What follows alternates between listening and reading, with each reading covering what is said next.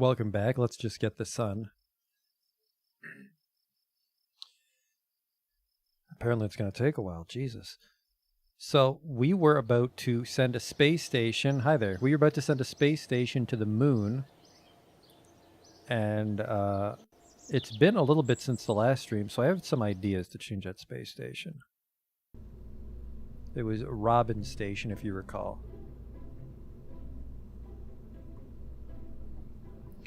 Where the hell are you? Robin Station. I want this shit out of the way. And I want this shit out of the way.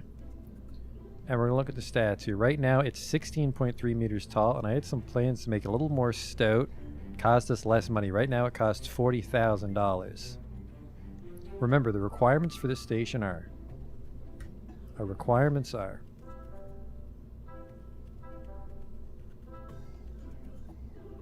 It needs to hold 15 people in a lab, 7,500 power. But don't you worry. Okay, first things first, I don't want this thing on the top.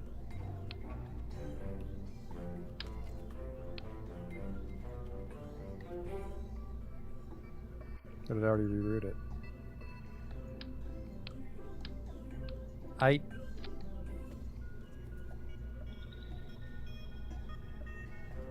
You're the new route. There. Alright, goodbye. I also don't want this shit. Keeping it real lean. Alright, watch, because we can use this as a tapering element and it holds Kerbals. So we do that. And then we do this. And then this is the bottom. That still holds 15 people.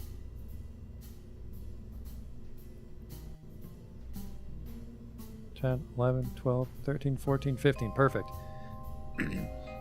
So we got the lab. Now we just need, we have the docking. We need the power storage, which, don't you worry, your pretty little head. We do this. I thought it was rather sharp when I was testing it. We want a radial attachment node. Hey, Ray.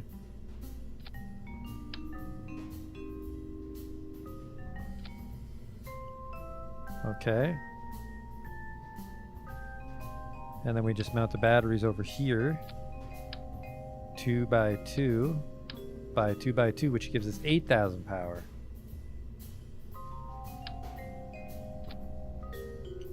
And then, just so it looks like these things serve a purpose, let's put some relay dishes there. So Robins can function as a sort of relay station. I guess Gosling's also a relay station, but this will just add that much more power to our command.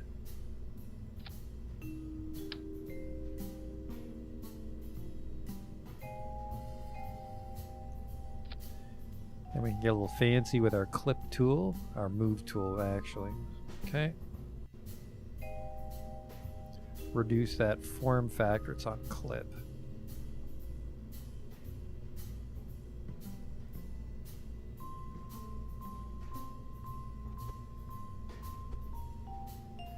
Bring it in. That's good, and then we can also bring the dishes in. To there.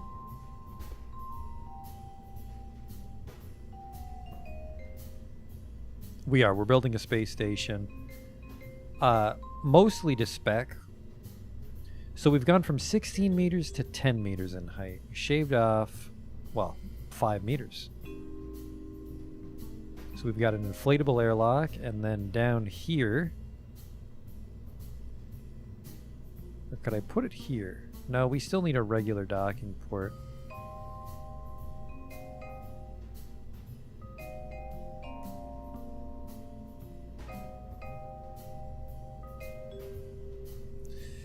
So actually, you know what we'll do is we'll just flip this whole thing on its head. Put the regular docking port here.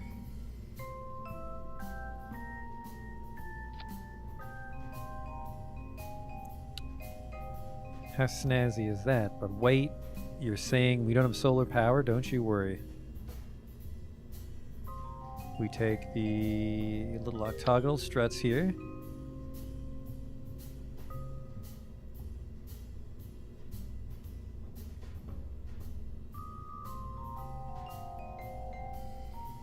We don't need windows on this station. This is a station strictly for working.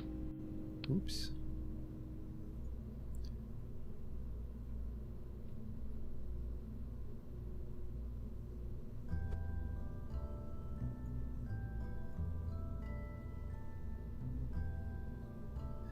We just needed a little bit of clearance over the window. Hey, Justin. And then now that we've got a good gripping point there with the octagonal struts, that's where we put our solar arrays. So it kind of looks like they're covering the window. So it almost looks like the window isn't even there. There you go.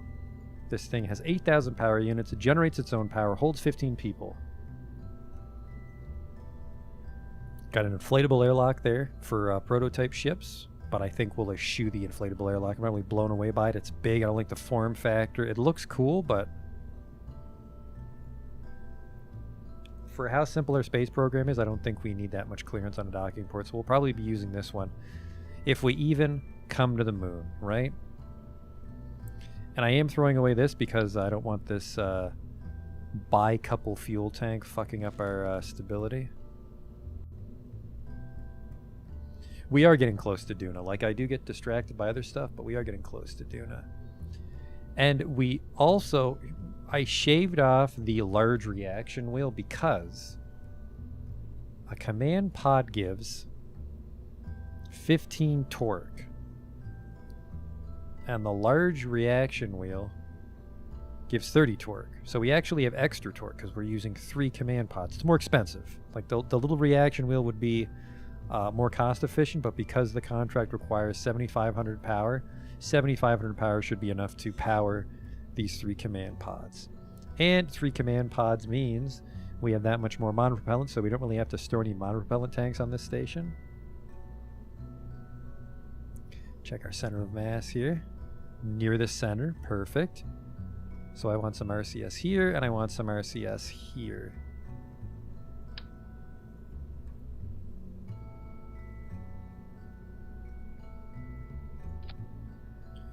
Move these up a little bit, I'm sure. Something like this. Am I going to quit once I get to Duna? I am. Or it's just going to spiral out of control forever. There's other games to play. Because, I mean, if we can get to Duna, then it's just a matter of building a larger ship and going to other planets with more Delta V. I think Duna's a perfect time to stop for all the stuff we've done. Because, like, there's stuff like mining bases and space planes, SSTOs. There's people smarter than me that show that stuff off.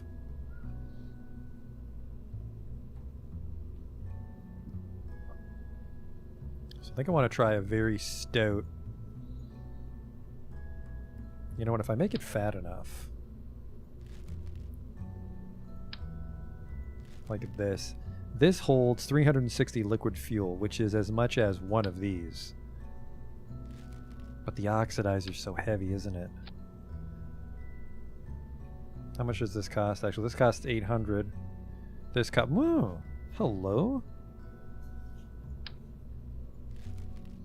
So I think if we did this...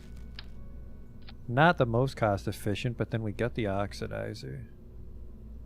I prefer that. And then we just put a little nerve on it. Let's set our delta V to vacuum here and see what we're about to get in for. Buckle up for 1200. It's actually awful. It's not as much as I thought it would be.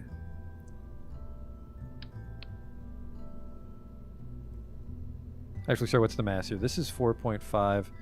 This weighs 2.25.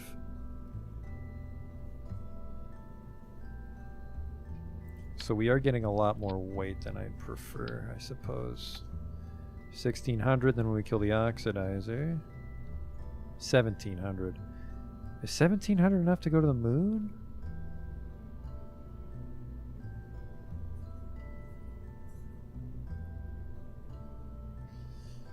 Let's just overkill a little bit. Oh, by the way, Oh, the station ends up costing just as much as the old version. It's smaller. I think it's because I added these satellites. What do these satellites cost me? Yeah.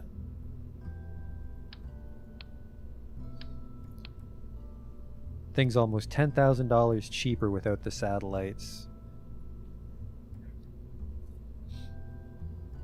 Actually, I wonder if there's a way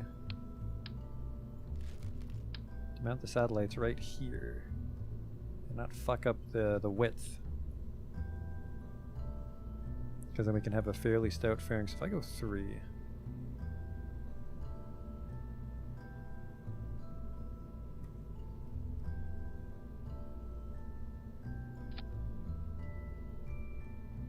and then rotate.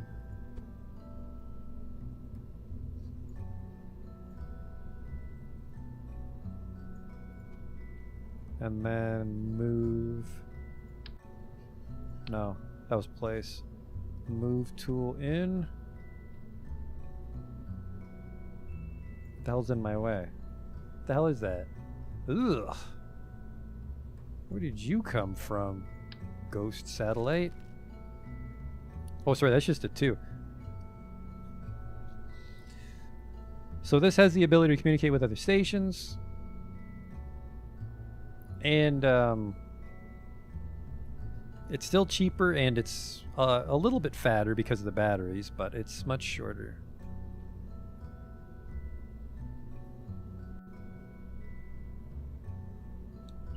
We got the docking port. Yeah, okay, I'm digging it. I'm digging it. Let's go with this one, and then so it's got a nice alternating pattern, which looks cool. 2,000. This is enough. What's our goal, TTA? Tonight is we're just trying to make a little bit more money, I think, and then we'll hopefully start to design our ship.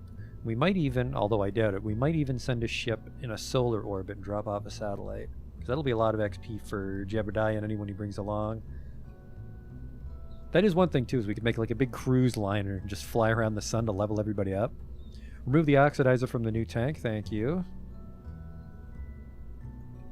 Gained another 200. So this is overkill right now.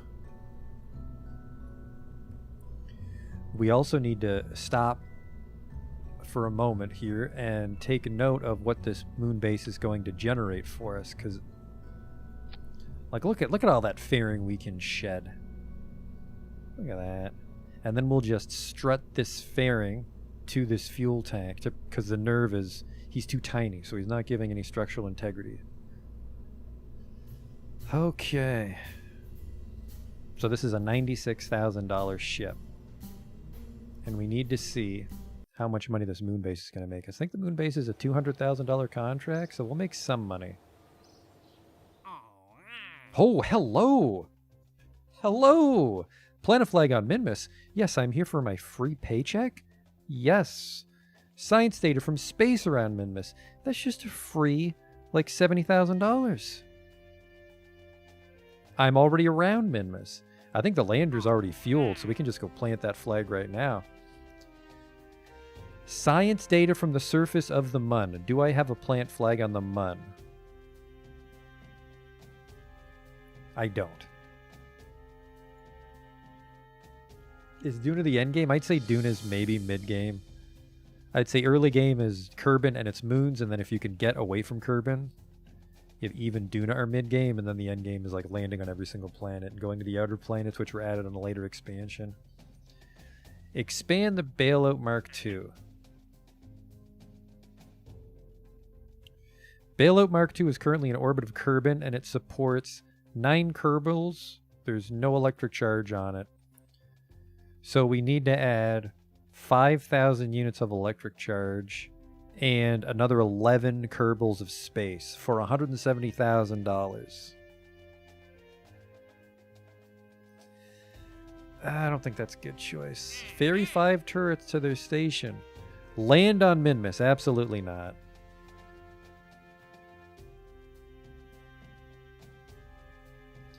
Actually, this is a lot of money.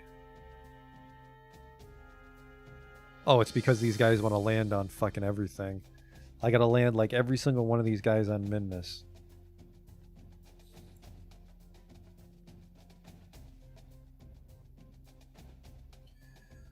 This would be very time consuming, but this is doable if I send a pilot down with one person. It's like land on Minmus, fly by Minmus, orbit Minmus. This would give us $150,000. And this one is fly by the moon, land on Minmus, orbit the moon, $150,000. This guy just wants to fly by the moon. That's $90,000. I don't like this guy that wants to land on the moon, especially because it's only $109,000. But I don't get an advance, but I could chip away at these because there is space on Gosling Station for these guys.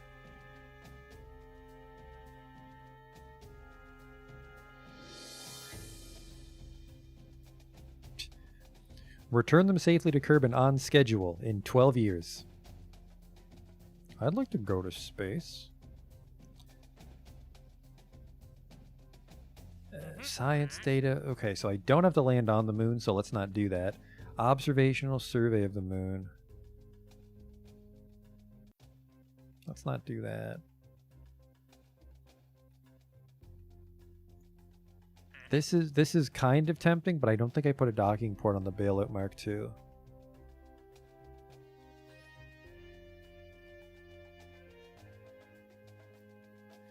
So I don't think we're going to take this.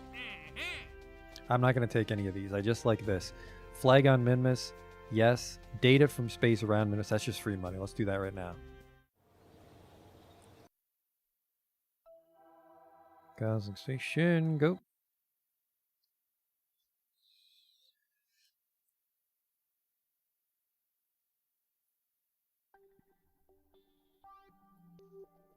Can I get a crew report? There's no one in it. Where are you, Bob? What are you in? You're in the couple, aren't you? No, you're in the lander. Crew report. Transmit. No usable in-range comm devices. What the hell are you talking about? We just have no connection to the KSC.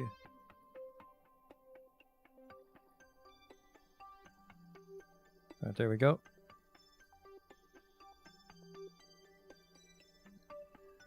Send that off.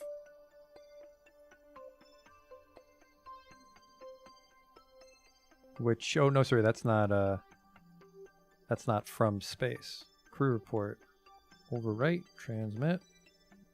There we go. Transmit or recover scientific data from space around Minmus. So yeah, we have to ideally bring a satellite with us. A resource survey scanner, though, I think is fucking massive.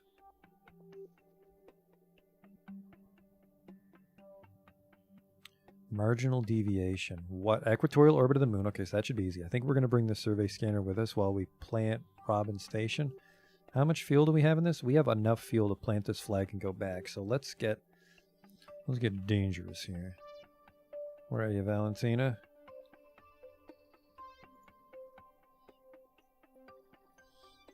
E for board. All right. Let's wait until we're around the sun. We're going the wrong way.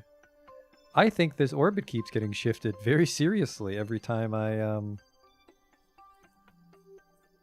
dock with it. It gets kind of jostled.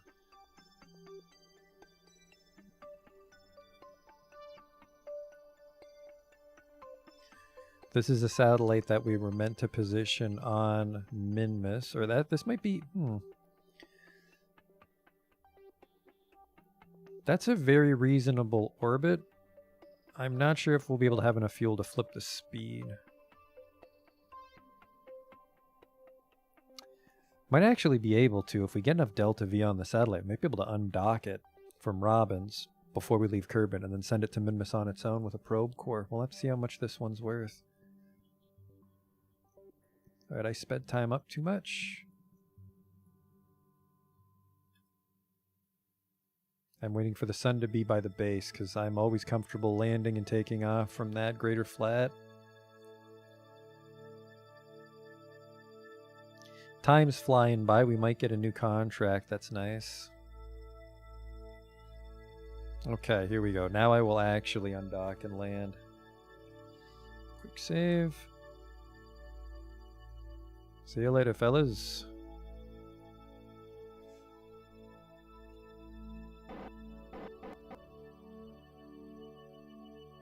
Scratch that.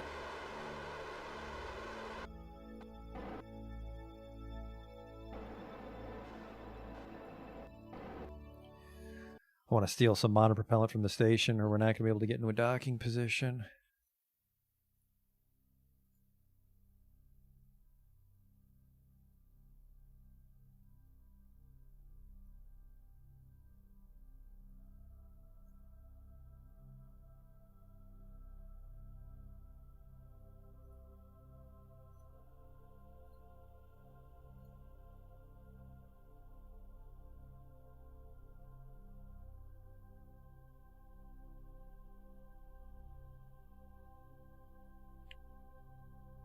Ooh.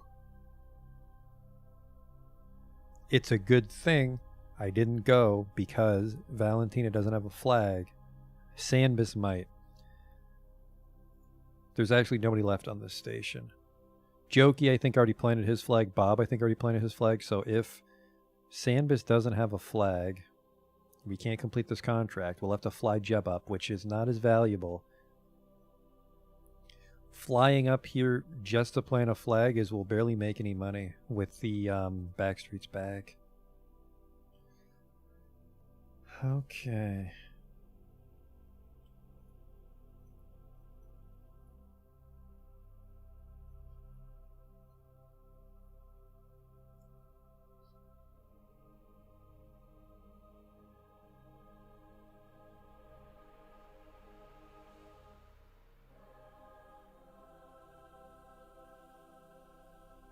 Nobby's not here. He always says he has a scheme for my refueling, but then he's never here when I refuel.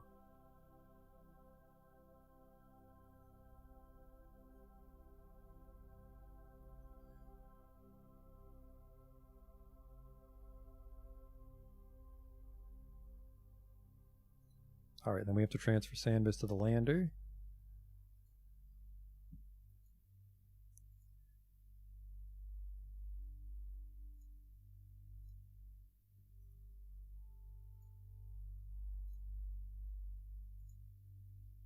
This part's full. Who the fuck's in here? Who's in here with you? Jokey.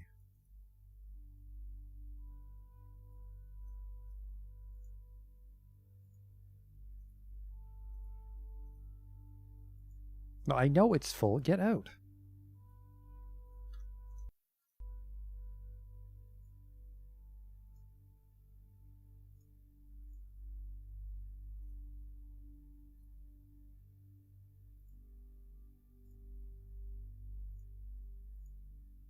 Okay, Sandbus is in the lander can. The lander has fuel. Let's get home.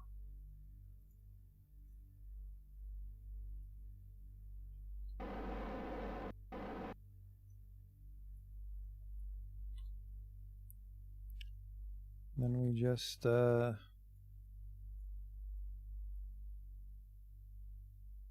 to like here. I think it should only take 120 to go up and down, so if I don't fuck up, we should have plenty.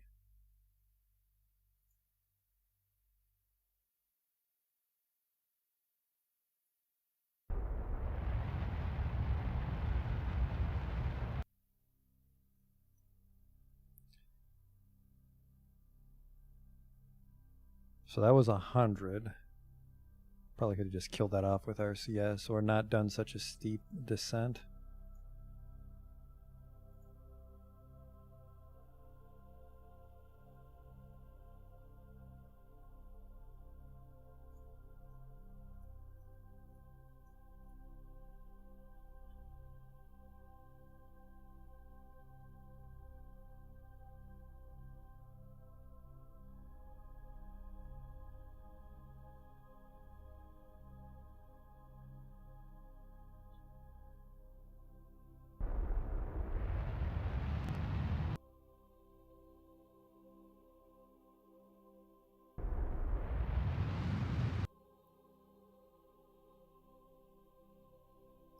Now that burned a lot.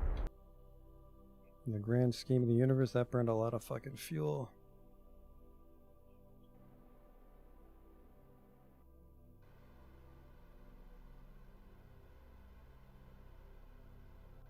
I guess this is actually enough to keep us stabilized, so the impact tolerance on the legs is fine.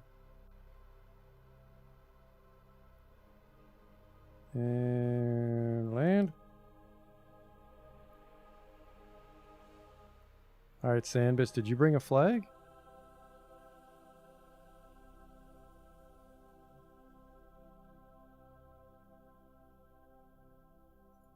You did.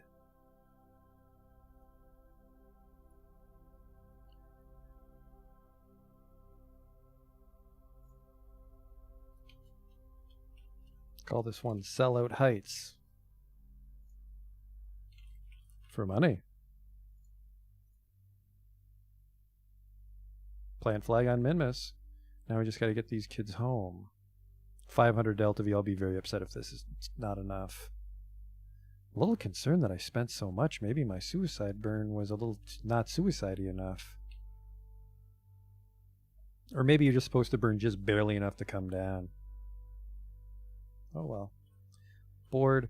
My target is Gosling Station. We'll wait for it to come back.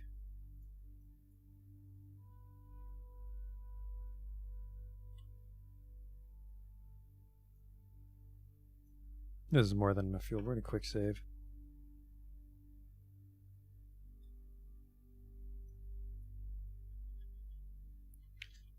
Okay.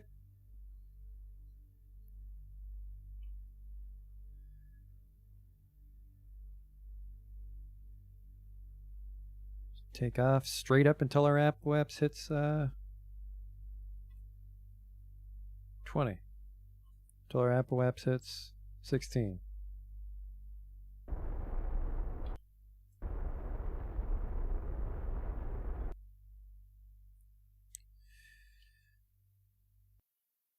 Turned off the SAS there.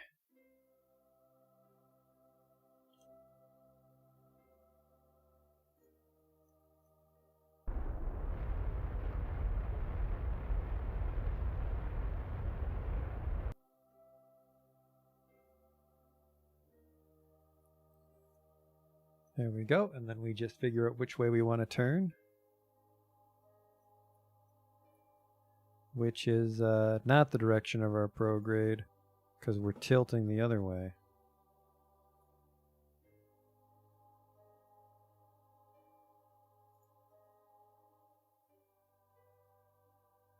So you want to go like this.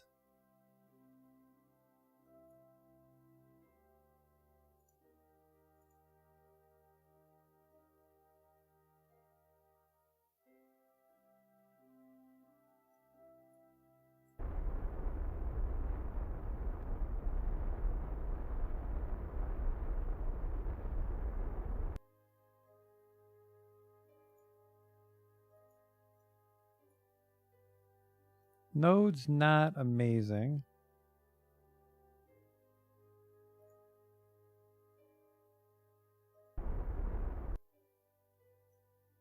Why is that shrinking me? Is my momentum just weird? Hey, hey, hey, hey, hey. Saw that.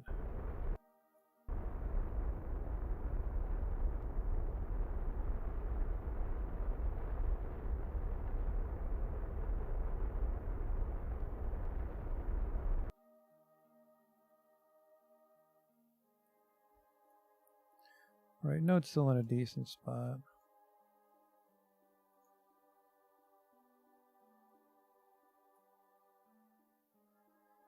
And then now that we're in orbit, we can pretty much rendezvous with thrusters. Whoops.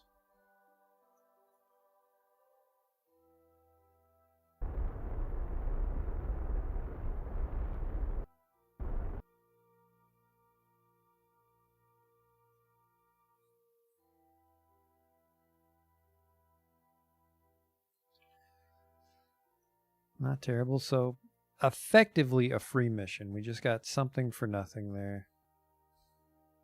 Let's burn radial in here. I think it's radial in. It might be radial. We want to burn radial. I'll tilt our orbit over.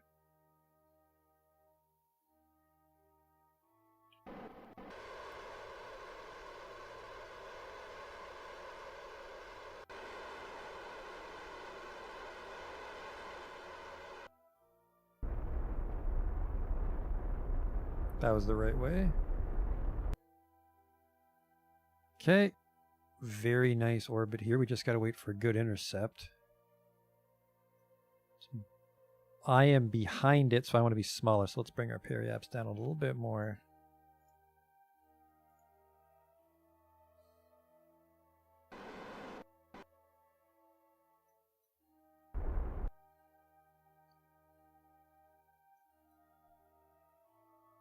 $12 is still more than enough to not slam into a mountain. I think one more and I'm caught up. Look at that. I'm actually a little bit ahead of it now. Whoops. Let's try to kill all our target velocity here. Once I'm intersect target position, so when I'm here, I want to kill my speed. And that should fix my next intersect. But killing my speed might lower my periaps too much. We're going to find out. I'm only going 20 meters faster than it.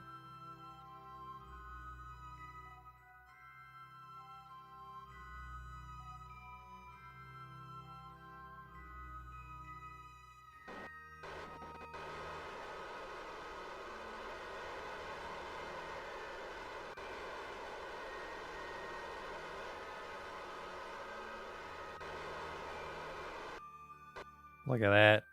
No separation. Only 9 meters relative speed difference. Making great time. Which probably means the ship launch of the station is going to be a fucking disaster by comparison.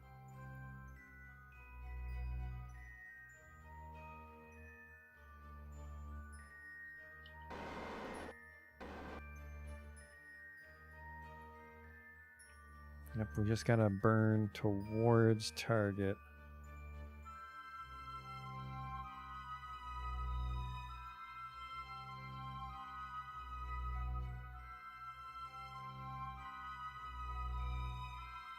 Oh no, sir, it's my speed that's the problem still.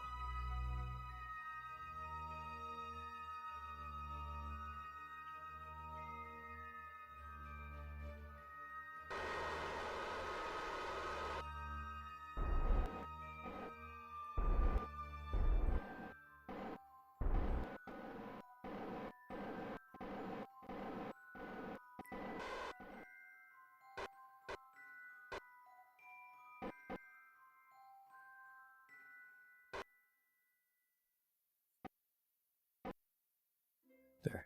0.5 meters per second. Once we're actually at that intersect and we kill the speed, we'll be good.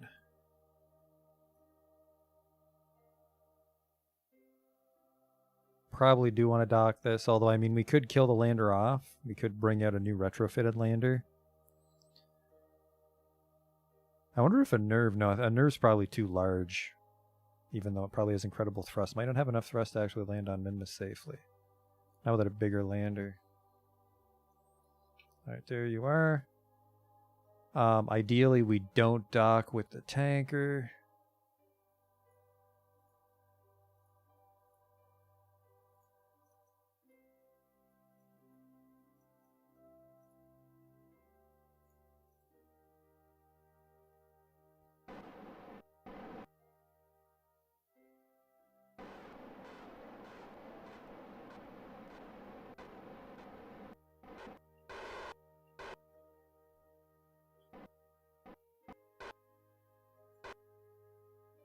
Turn that off. And then we just have to pivot this thing.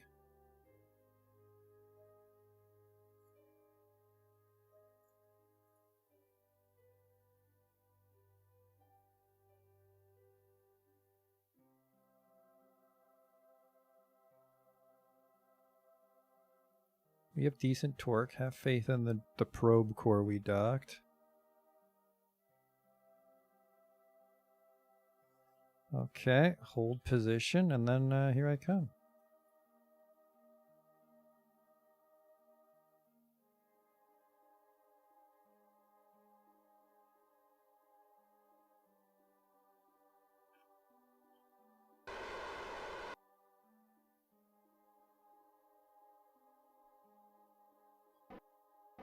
We're actually locked in. Let's switch over to docking mode.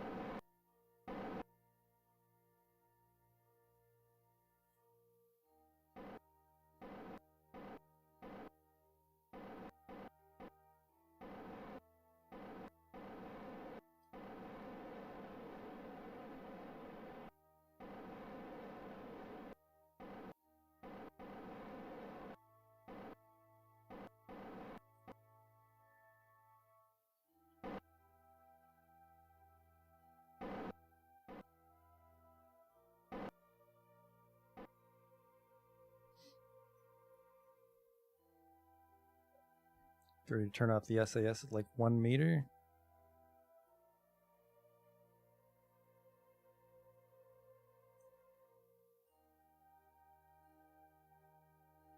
Beauty.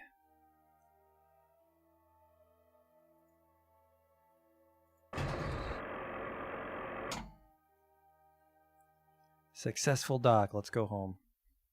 Oh, except those people. That's their home now. Alright, now we're trying to get that moon base online. Moon station. Yeah, data from the surface of the moon, tempting. It'd be extra tempting if I had a rover on the moon, actually. That'd be free money. Rescue Kenster from orbit of Minmus. Where is he? Low Minmus orbit. The fucking lander might be able to go get him. It's $230,000. I think I want this.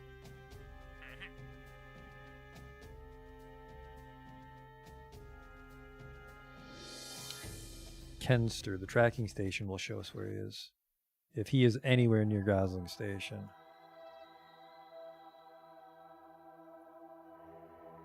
I can't tell. You know what? We can fly up a new lander, and if we rescue that guy on our way out, the lander ship will make money. So let's see where he is first.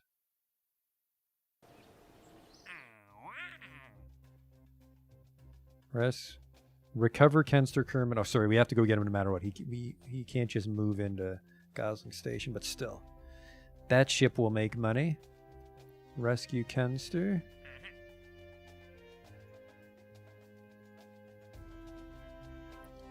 Scientific data from the surface of the moon. That's very tempting if we can land a little rover. Doesn't even need to be the Science 21,000. Although it probably it wouldn't need it wouldn't need the arm. We could send it down with the rest of the science suite for 70,000. I don't know actually. 70,000. What's a rover going to cost me?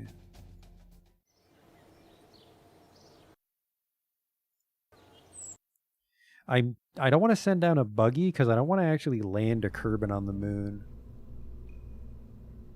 Just because it's a little expensive and like we've spent so much time landing on Minmus. Where's the rover? Science 21,000 Mark III.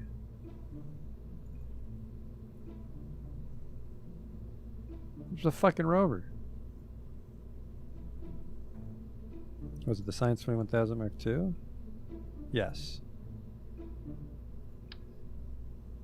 Shit. Ugh.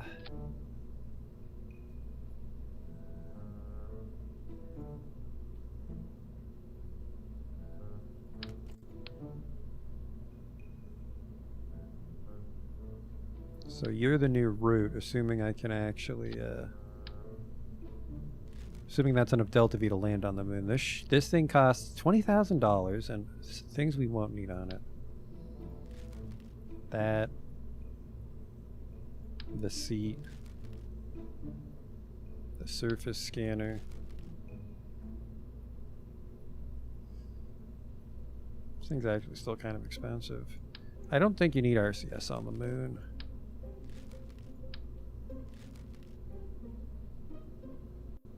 Actually, if it's not going to be a rover, we probably don't need such a big thing, do we?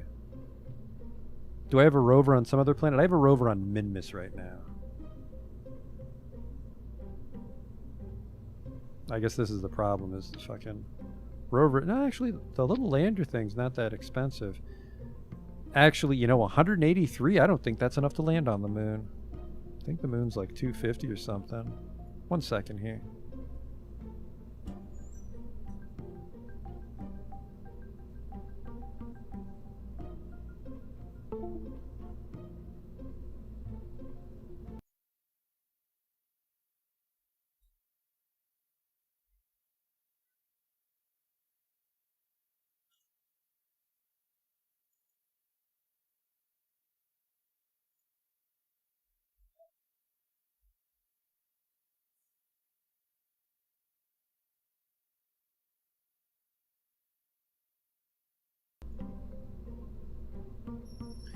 Yeah, the moon's 580 to land on it, so that's like a one-way trip at this point. I don't want to waste any resources on another lander.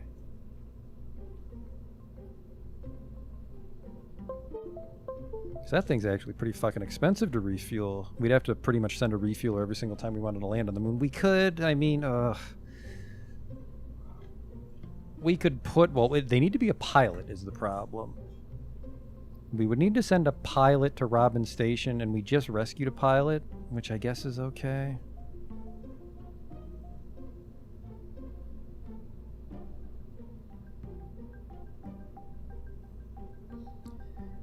I don't think I like this, though. Let's start over. Let's see if we can make a little rover doodle. This guy costs $800, and he weighs 0.15.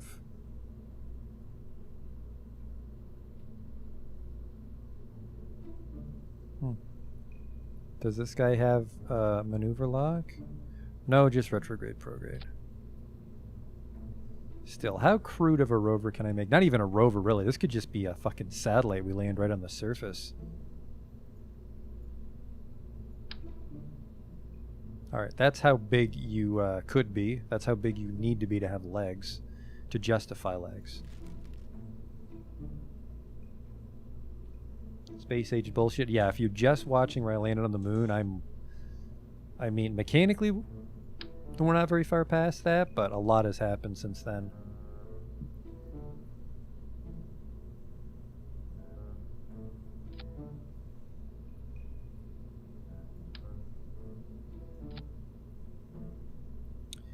And maybe we will just base it on a rover.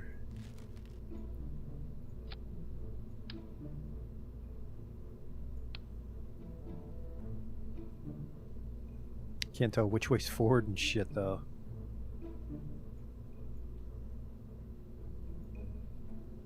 These cost $300, these little fellas.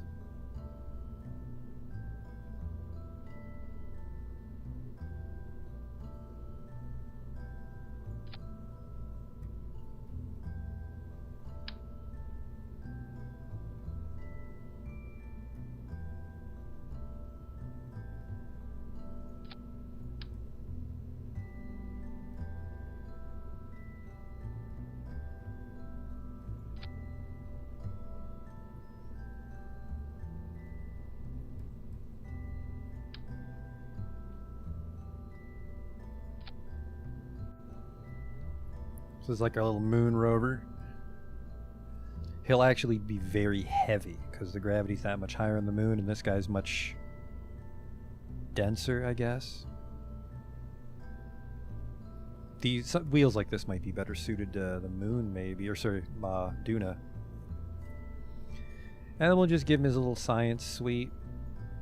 Although I really think that even this might be wasted money, because usually when they want data, they want it from a specific area. Now, can the mystery goo reset itself? I don't think it can. I don't think a probe core possesses that power.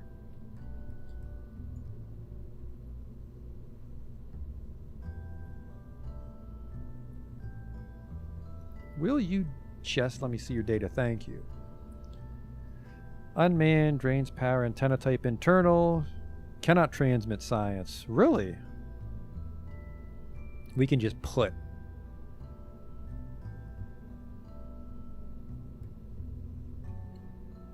$120 battery.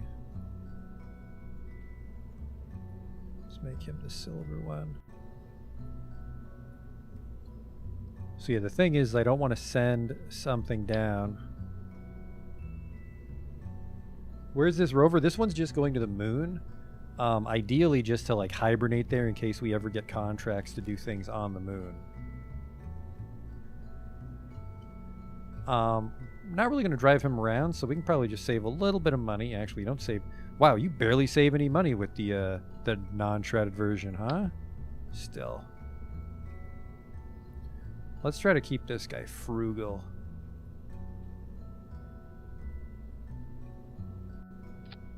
A little offset here. I'm digging this offset tool. I was like, you got to be careful making cheaty ships, but it's just the dress-up factor. It's there.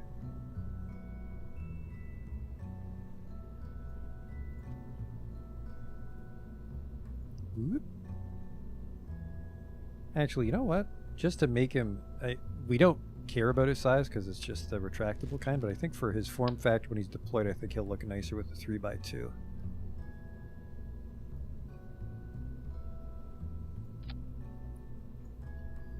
Okay.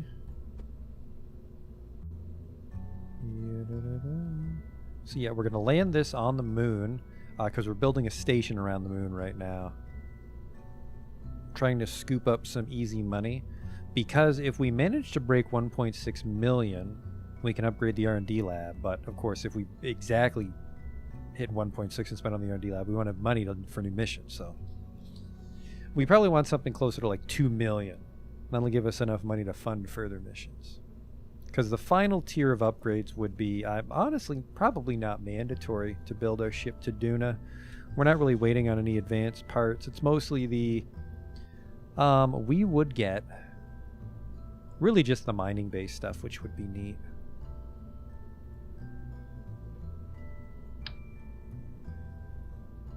Let me just give you a...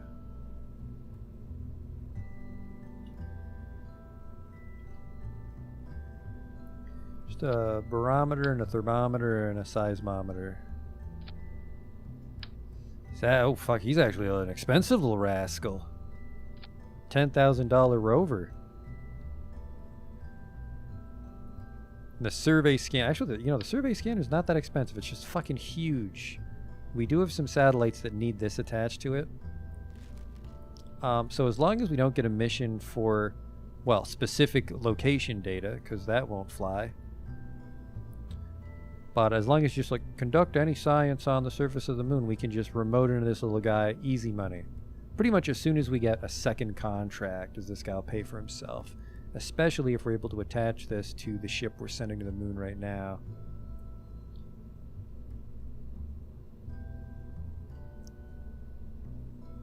Actually, he's so tiny. Can we dock him in a service bay? Because that would be perfect. Payload. The answer is yes. Does it need a transmitter? Good memory, Ray. It does need a transmitter.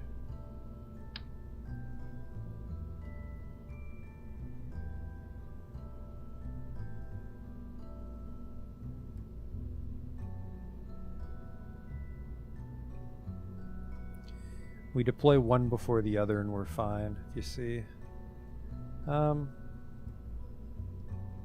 A probe core? This functions as a probe core as far as I know, the rover mate.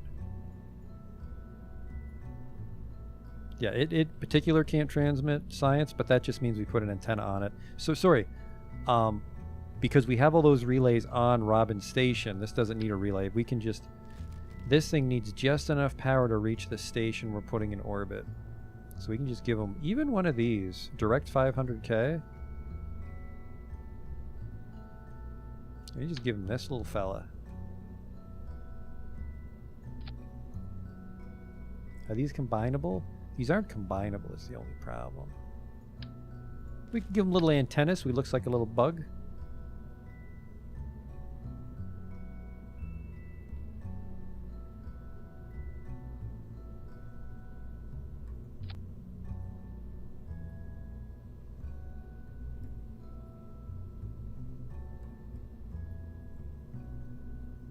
adorable little scamp, and there's his little tail.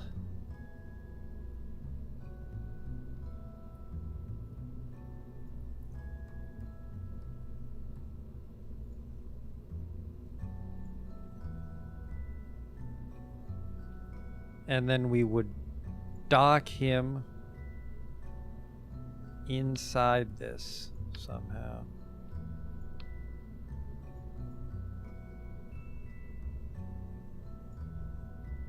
Probably a docking port junior because this guy's so tiny. Oh yeah, docking port junior for sure.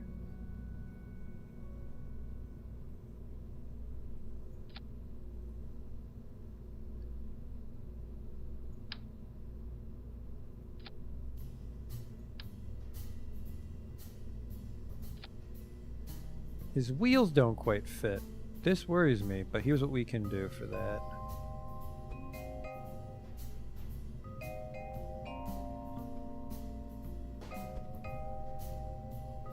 No. What are you doing?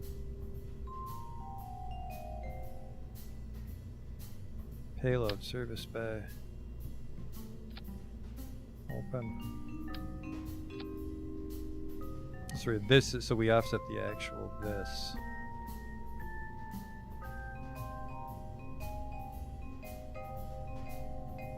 There, so if we can land this on the moon as he just drives right out.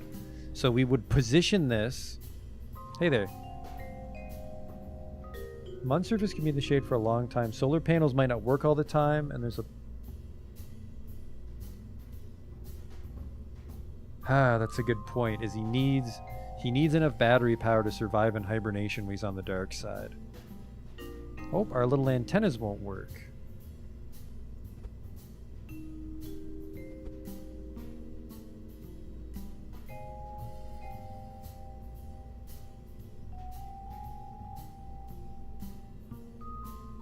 That's better.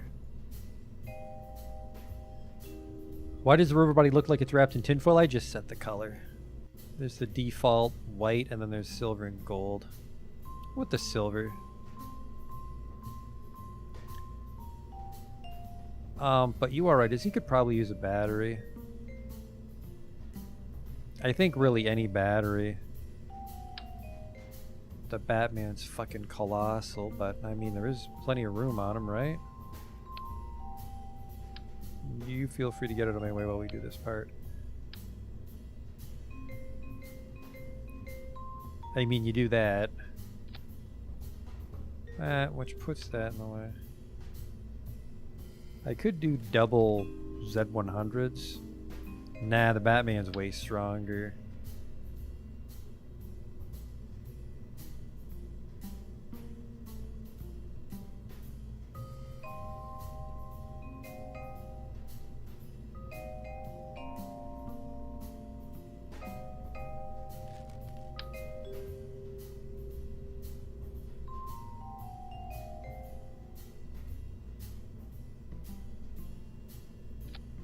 You know what?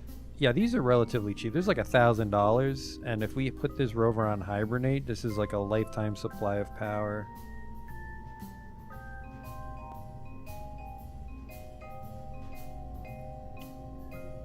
Yeah, that's a good call. Let's test it out on the launch pad here.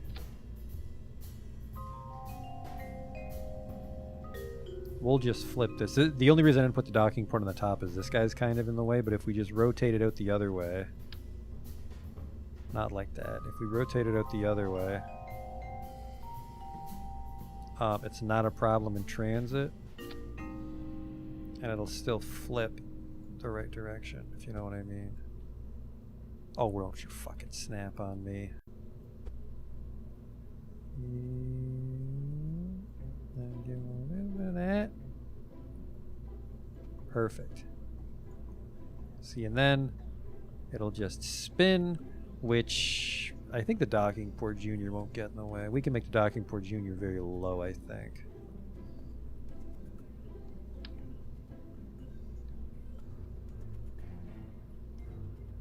Stop that.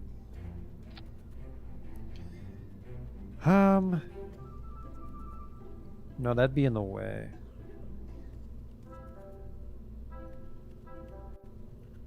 So I gotta make sure this guy gets positioned in a way that he has room to spin. We can do this.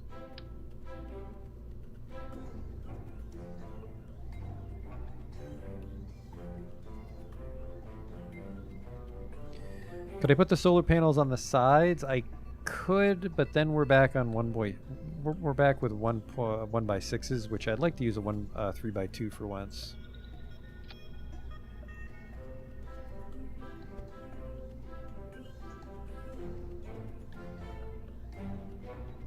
I mean, we can just make it an actual tail, because that's a pretty compact form factor.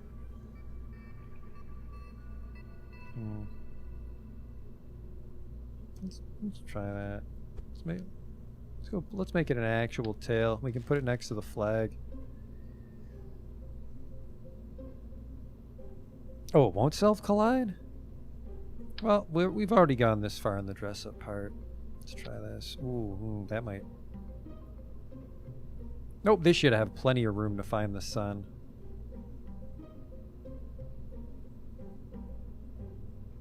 But maybe he'll have more coverage when he's up on the...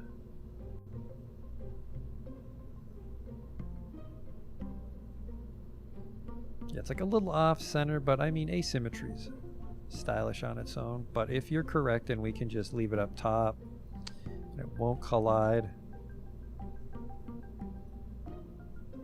Okay.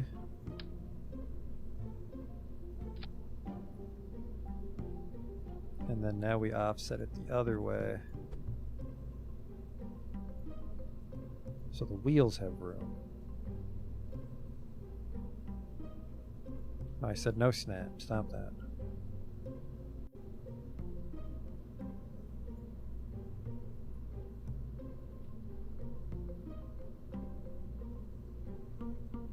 There.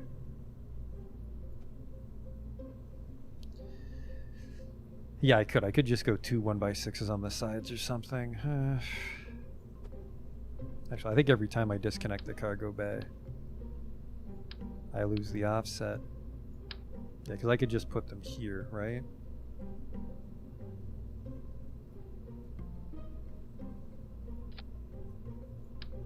Oh, no you don't.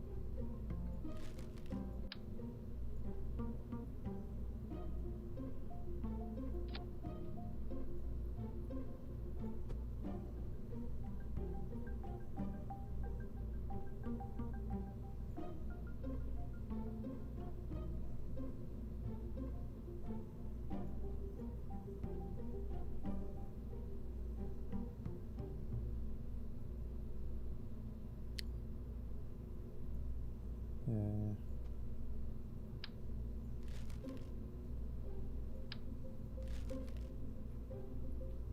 I guess we can just go with like a double tail here.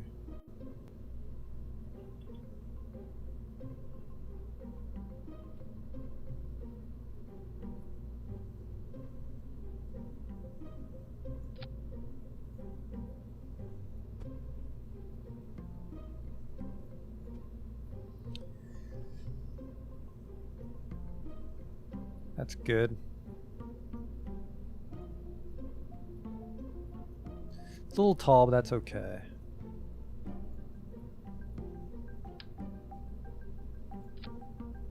Yeah, we lose the offset, I think.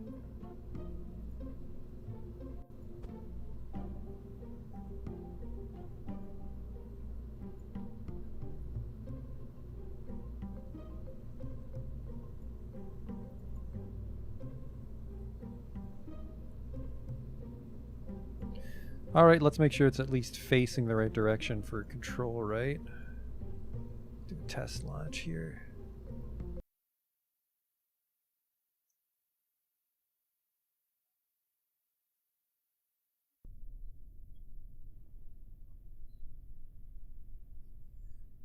Okay.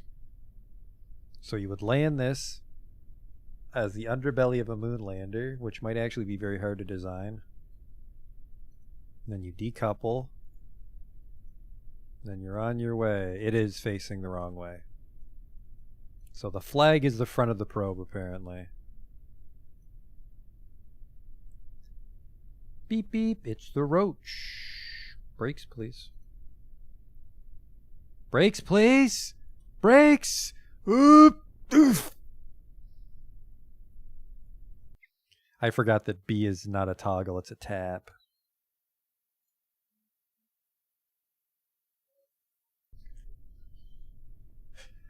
Baby go boom boom.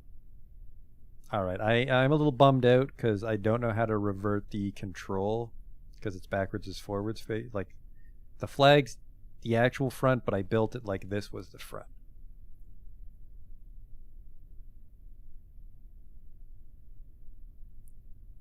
Decouple?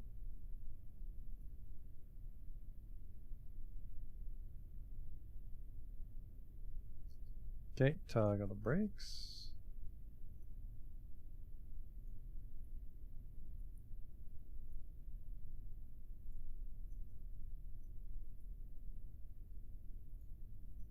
And extend. That is, you know, actually, if we're trying to make it look like a bug, we'd want wings, wouldn't we?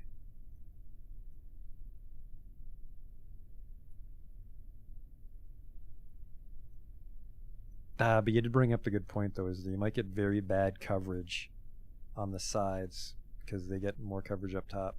So let's stick with this. This will be our moon rover. Revert to vehicle assembly.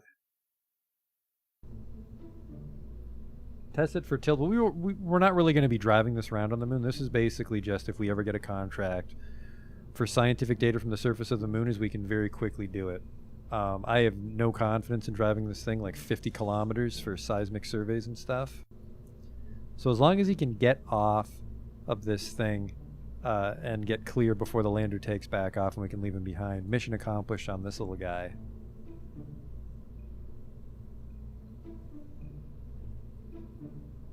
Close the doors. Nice and compact. Excellent work, me. And we'll just make it a sub-assembly.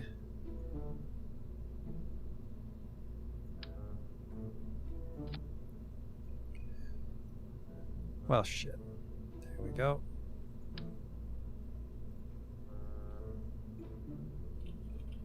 Cockroach.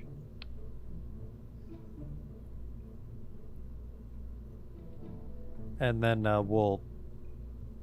we can just drag the sub-assembly in later once we design the moon rover. All right, let's go back to Robin Station. It's a sub-assembly, so it doesn't matter that it's not its own ship. Don't save.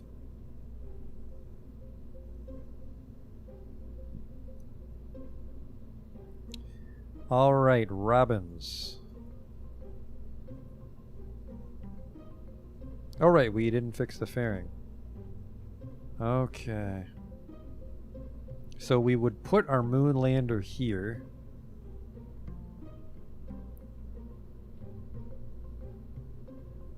And then, if we put the moon lander here, though, that means only ships with inflatable airlocks can meet this station, which is okay, I guess. So we'll build our moon lander here. Want to keep it smaller than a command pod, which should be fine because we can use a Mark 1 lander can because we're not sending any huge missions. Oh yeah, look at that. Very compact form factor on that moon lander. We want it to be probably thick so we can stow that storage bay underneath it easily. And yeah, we did make some modifications to the station design so it's much shorter. Which reminds me. Oh no, this is a... Oh, never mind. I was like, we don't have a docking port senior, but this isn't a docking port. I mean, a docking port senior here would be wonderful, but we can just make this a 37 decoupler. By which I mean we make this a 25 decoupler. There. And, not the most. Why in God's name do you think you only get 42 Delta V? 39 Delta V. Where are you pulling fuel from, young man?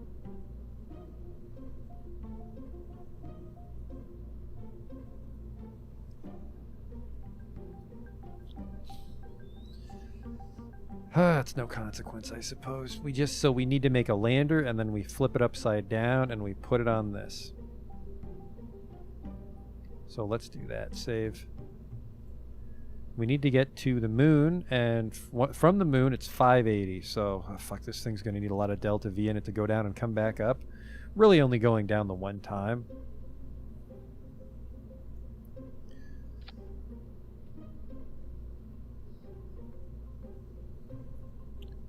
I think I almost want to put a probe core in this thing, so we don't always have to send a pilot down. So I need 580. Well, more than 580, right? Closer to 1,000 to go up and down.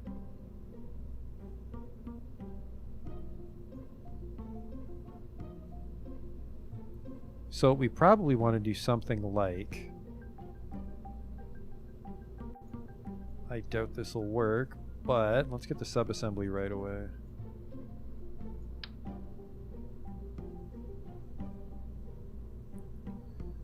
The control point's all fucked up on it.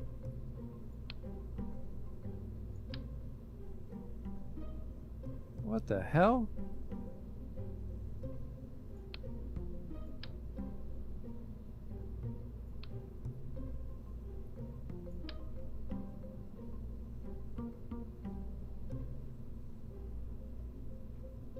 Oh.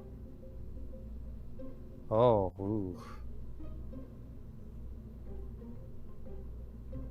Alright, we'll have to figure that out later. Let's just actually try to get the storage bay on the ship, and then we'll slide in the proper one. Or, I mean, we already know how we're building the rover, so we can just use our brain for reference. Alright, so I want a storage bay 2.5 right here, and then we'll open the doors, and then we can maybe do like a radial fuel tank on each side.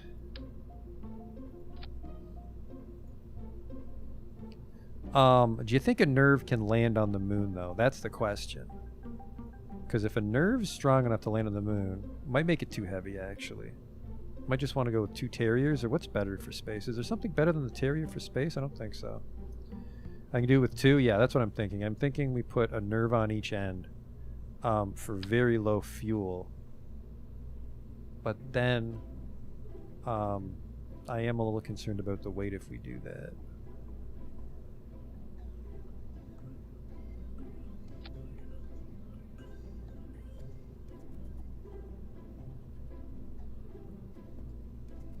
This thing also is an abomination for when we mount it on top of Robin's station. The fairing is going to be colossal.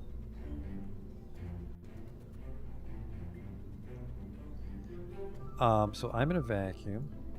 Give it 2 nerves. Downside is the nerves make it massive. 3,368. So I'm guessing it's a matter of the thrust power, not the fuel efficiency. What if I gave it 2 Terriers just for form factor? That's liquid fuel only.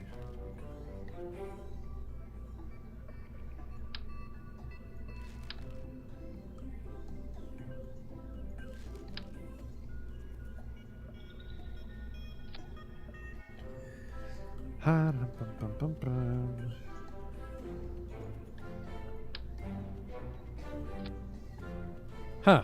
Terriers also give 3266.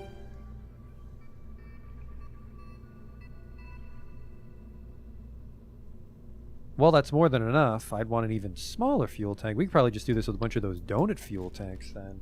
No, hang on here. I don't think this is true. Let's give it a nice little style here. Give it some pointless structural things.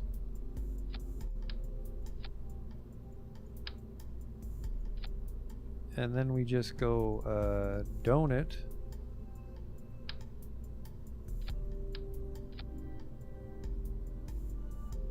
This holds 9, this holds 27. This might actually might not be enough.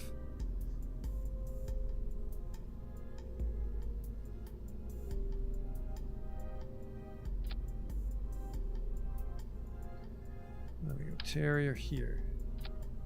This is 2,000 delta.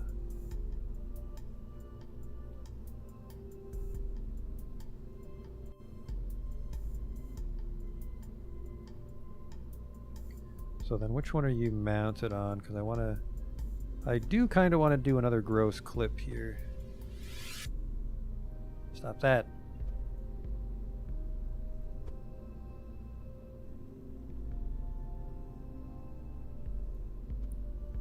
Yeah, these are the guys I want to offset then. Oh, they're already snug right with it, huh? How would a rover ride off? That's a great question. And the answer is, hang on. Am I this fucking crazy?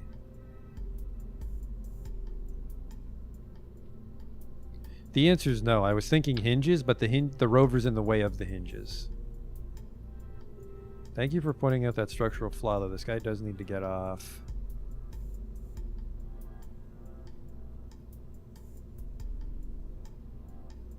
No, wait, this would work because they'd be pre-opened.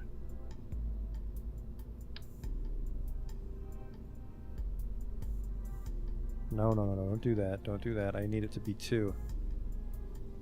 No, not like that.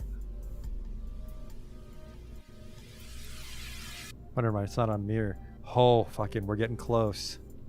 We're getting close to making this a reality. And then you would go target angle. Oh, fuck. So close.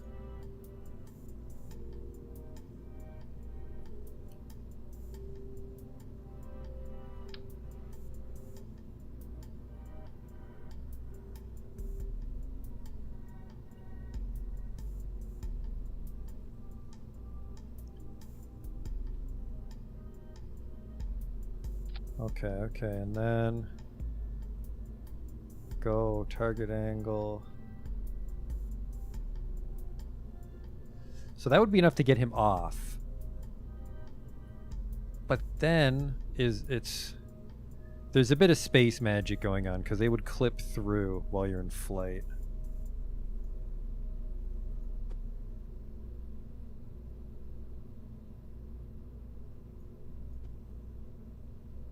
That does look cool, though.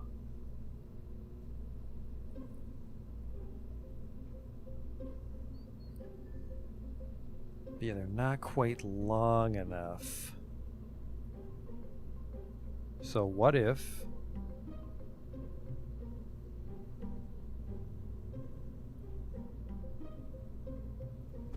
Oh, won't you just get the fuck out of the way?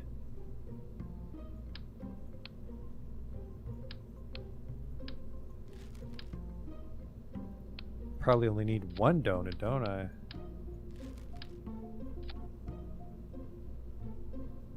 Actually, hang on, is this... Am I this crazy?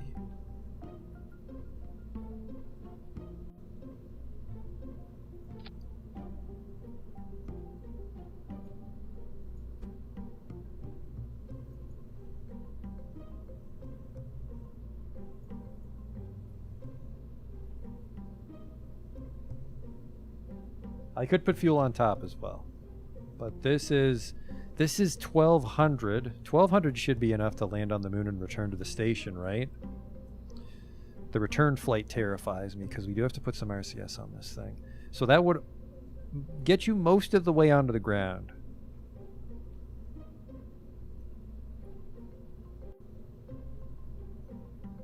But yeah, you're right. Let's put some emergency fuel up top. Assuming it magically cross-feeds through this storage bay. Thank God. Just a donut, I think, is better for the... We can even do this. We can give it like a little sort of flotation-looking sort of thing. So we'll go from 1270. God, is there a way to lock symmetry so it doesn't go up as it touches other symmetries I've done? 1817 is very comfortable. But, oh no, sorry, if we do that, we start going wide again, don't we? Yeah, let's just go with some littles.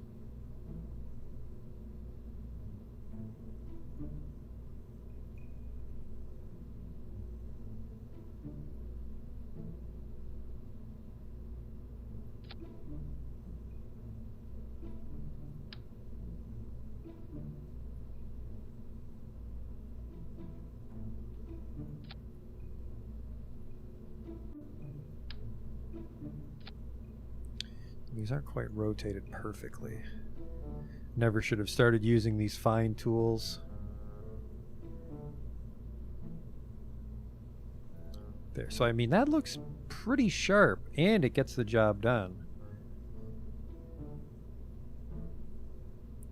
And then we want a 2 times symmetry. Okay, expert. Perfect. Thank you. 2000. Even with my skill level, 2000 should work. These are a little closer than I'd like.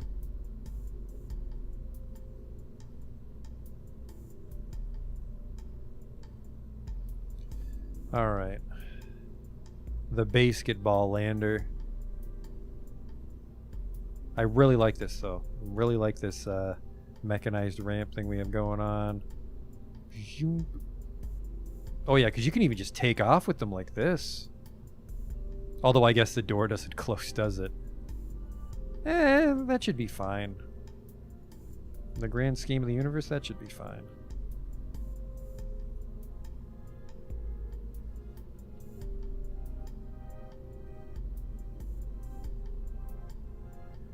Might want to test those doors. Yeah, that's a good call. But I think this little guy might actually work.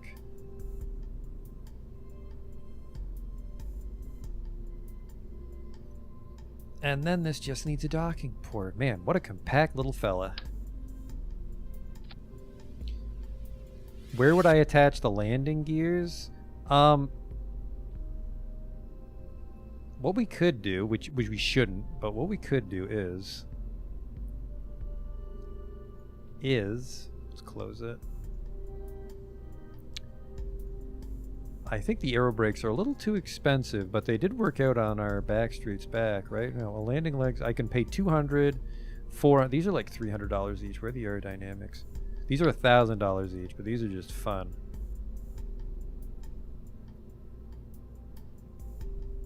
So what you would do is give me a triple.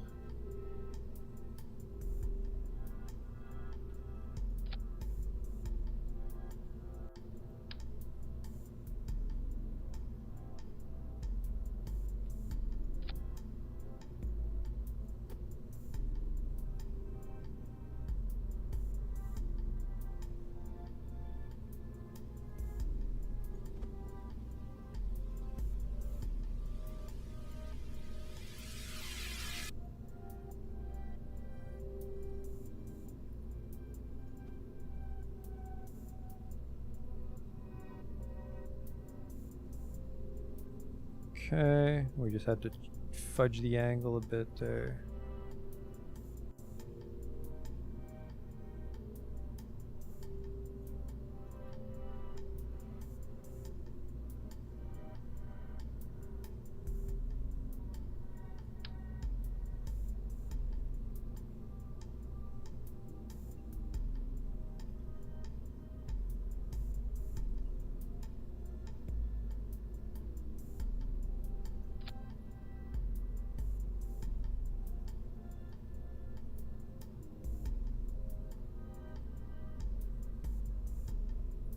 So yeah, they'd be like this, and then once we're actually ready to land, we change the deploy angle to like 30 degrees for some very stout legs.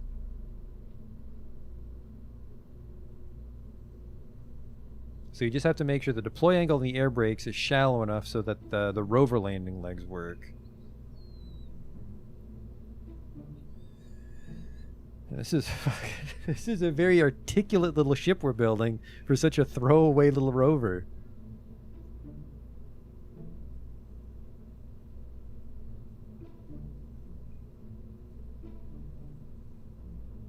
And then, yeah, there's some clipping here, so we would want them to be a little offset down this way. Like that. Look at that. But then now we have a problem with the fuel tanks, which is fine because we have so much fuel.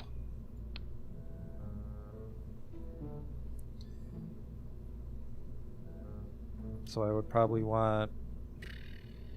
Well, we'll go triples. We'll go triples so we can mirror the air brakes.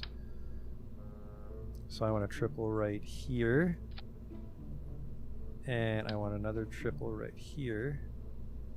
Not with mirror symmetry. Not with mirror symmetry. Another triple. And then a final triple here. Not mirrored. Man, thank you for those fuel hotkeys. Or sorry, the symmetry hotkeys. So that... This still gives us 1787 and...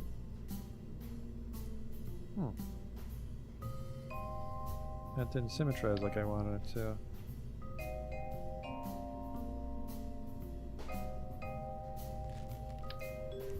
So, oh, you're a double. That's why things fell apart. There we go. Triple. Triple. Triple. What the fuck happened over here? Drunk ass engineers do I have building me this thing? I think one of those might have been on mirror symmetry. Look at that. 1876.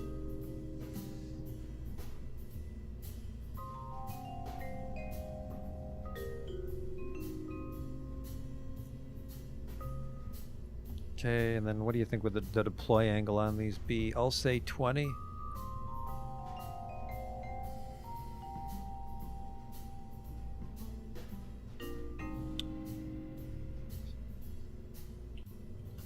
Overly complex Moonlander. Let's launch.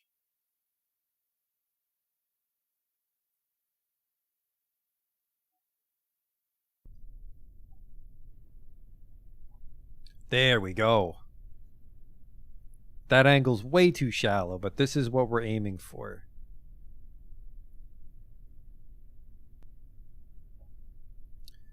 Looks like we can't go 3 on the bottom. So 20, let's try a 30.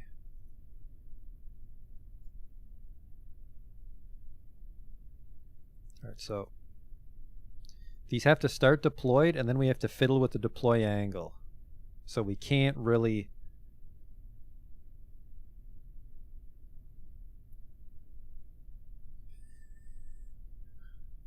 So let's go back. Let's go back. Revert flight, vehicle assembly. I want the deploy angle to be push the engine in a little. I could.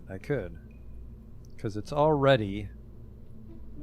I mean, we're already getting clip crazy, right? Let's just make sure it doesn't clip into the service bay. This is like... It's like the only part of the ship we can't really offset much is the service bay. Because we don't want to bump into the rover.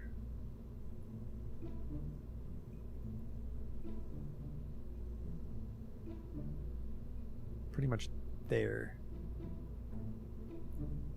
That looks kind of cool as it pokes through. Then I don't like, you know what? The fuel isn't going to be a problem. The fuel's just for aesthetics, so let's just get that out of the way for now while we troubleshoot this angle. Let's try 35.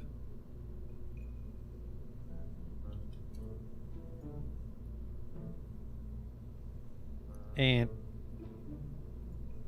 your target angle is 145, we'll say. That's not too steep for our little rover. I do have making history.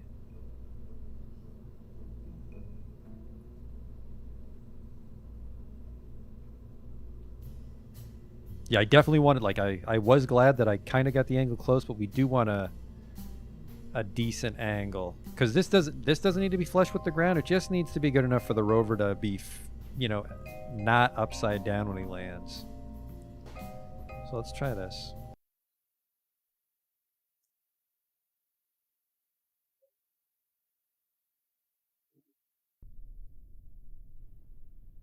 Yeah, something like this. It's actually really high looking at that one. Yeah, so you would... So I guess I need to put a controller on this, wouldn't I? But anyways.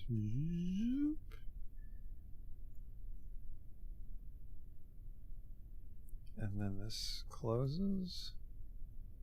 And then this opens. And then... What did we agree on here? 145?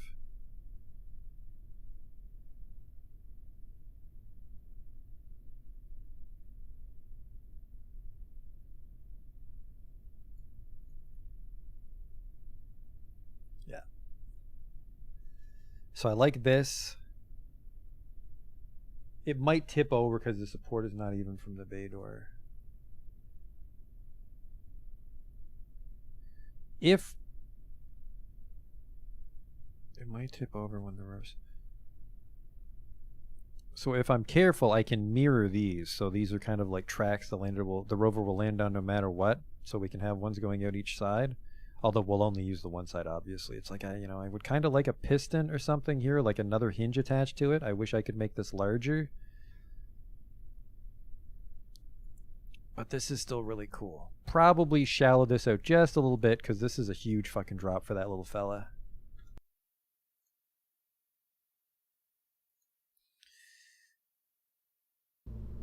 Yeah, sorry, this is just going to the moon for right now.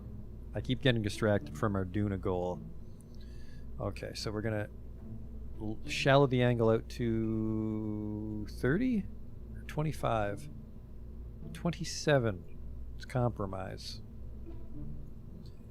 And then let's get started on the actual rover, right? And we wanted him to dock from the top.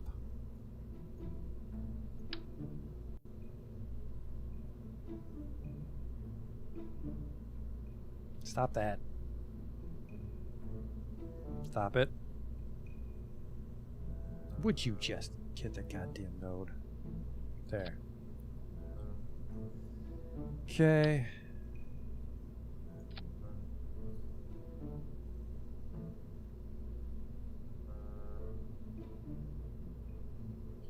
And actually, you know what? We might be able to drag the sub-assembly in here and then unfuck it.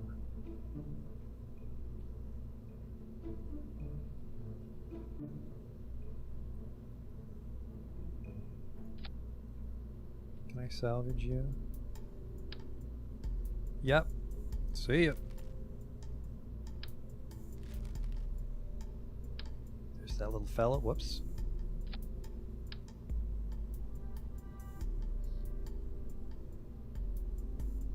Oh, I see what I did. The other docking clamp junior's already on there.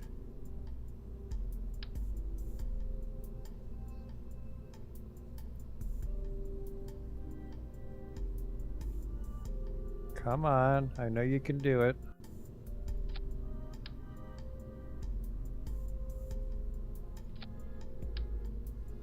There. Okay.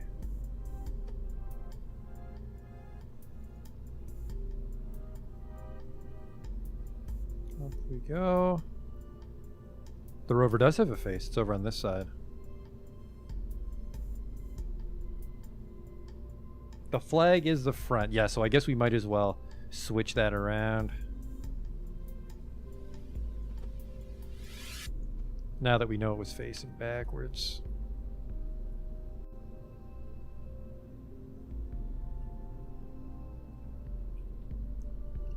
Double symmetry, please. And then these go on the back now.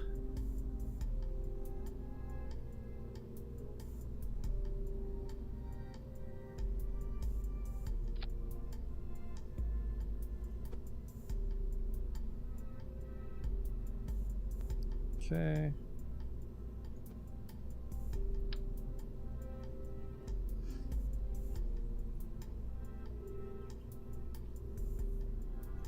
The flag kind of fucks up the centering. We'll figure something out for the thermometer.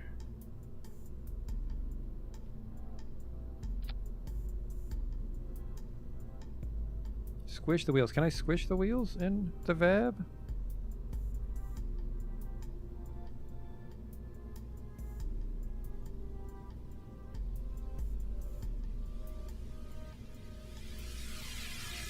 How do I squish the wheels?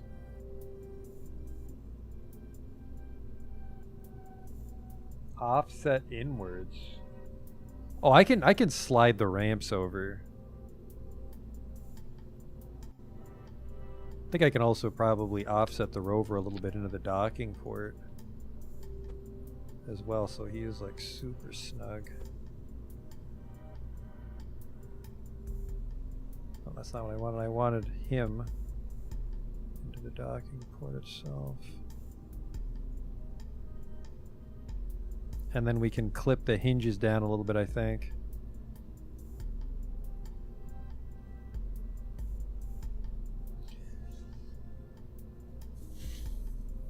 no thermometer, which, I mean, if we never need to, if we never get a contract to check the temperature on the moon, we're wasting $900 here. Let's just keep the bum thermometer.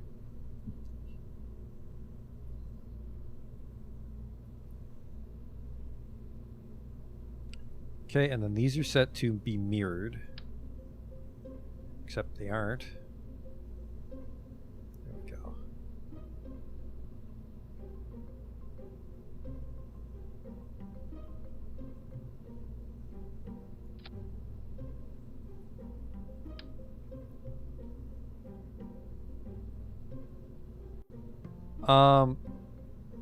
Yeah, you're right. Let's just inset the wheel so it's close, so it's not as an exaggerated of a curve.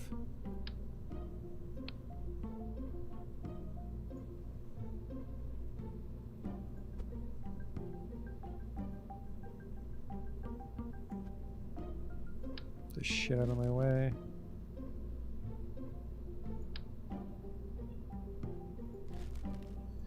Inset these wheels. Pretty much, we can hide this inner spring axle, right?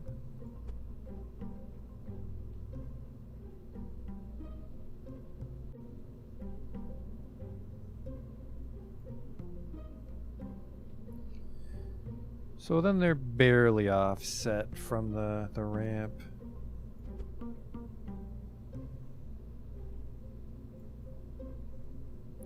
And then we can probably just raise them a bit more, can't we? We don't need that much clearance on this little fella because we're not actually driving him around. Just a little bit more and he's fine.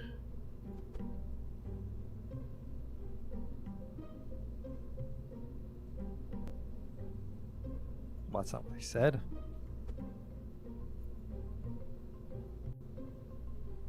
There's a weird snap there. Raising the wheels will make it more stable. Huh.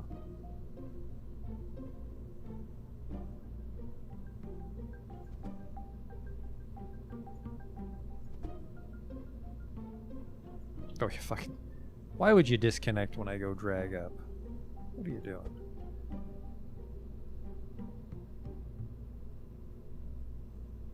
Oh, it's because like the collision on the inside's angled, isn't it? Maybe some clearance issues. Yeah, it's like, we'll see what happens to the weight when he gets supported by his own wheels. So let's move these guys over now.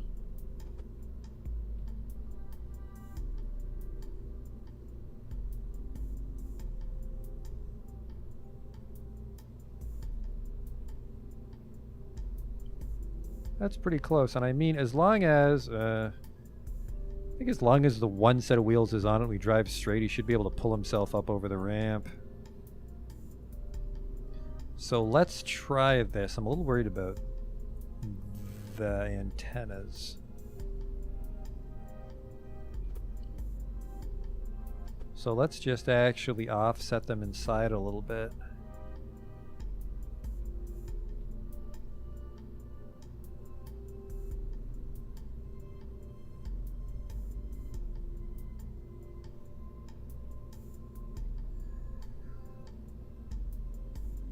All right, let's try it.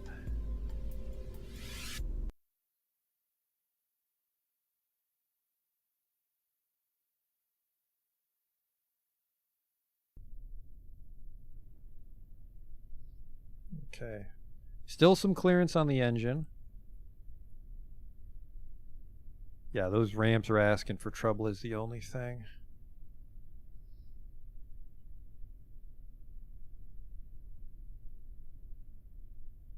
Okay. Control from here.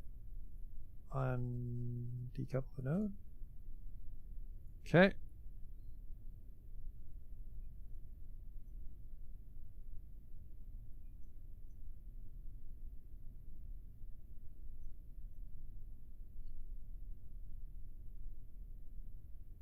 Okay, ideally that part doesn't happen when we're on the moon. But oh god, brakes!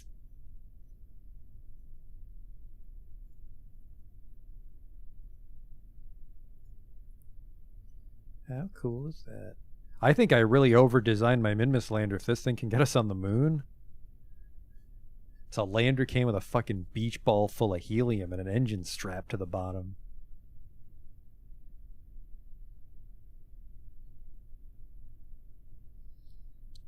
And then, oh right, the antennas come out too.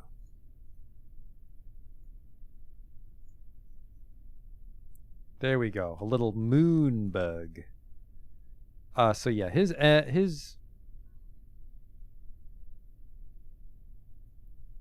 I mean, you know, actually, maybe I could give him his own hinge, like a battle bot.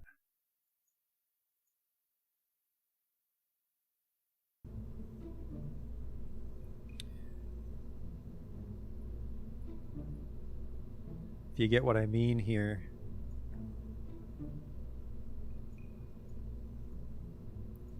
It's like he has a hinge strapped to the bottom of himself.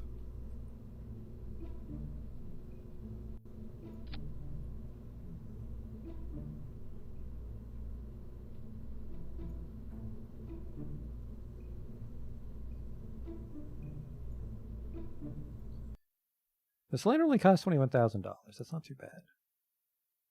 20,000 Kerbals?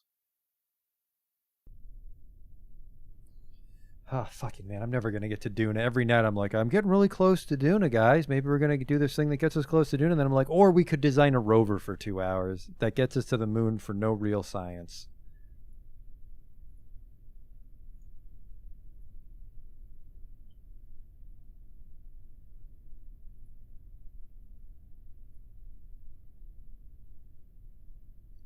So basically, once that thing gets clear is when we... Then we... Oh shit, I see what the problem is here. We want it the other way. But if he had a hinge on top too, then he'd be invincible. But I want it the other way.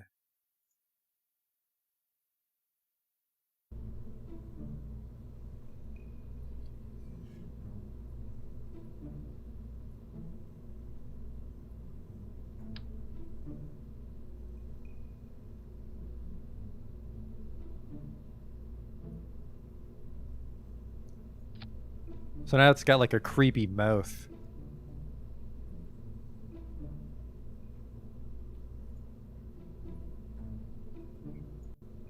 Man, I'm going to the moon, see?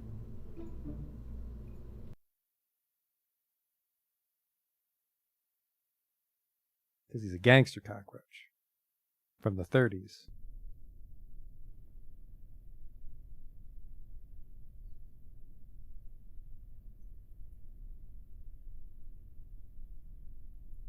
I am very pleased with how this guy came along, considering how our ships looked just a few days ago. This ship is getting shit done. It's weird. Now I don't have the ability to extend it. Oh, it's because we're not controlling the ship.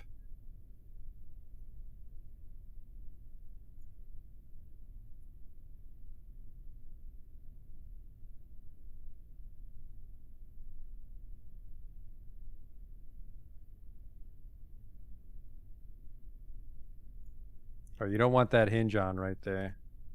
Whoop! Look at that, though. If we're careful, he will not fall off. And then, I mean, if you want to do some sweet flips.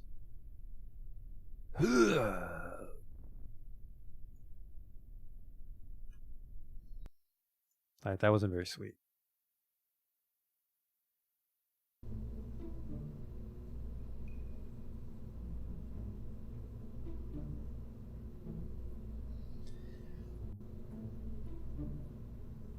Do you think I should give him 2? Could I mirror this?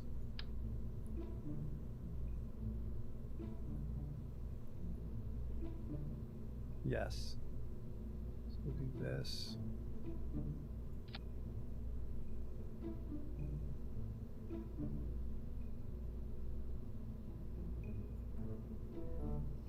Really just enough so that we don't drag.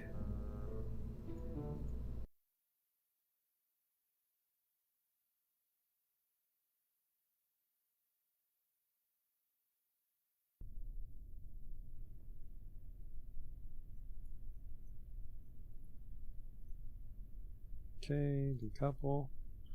Control our new little friend. Give me the hinge controls, please.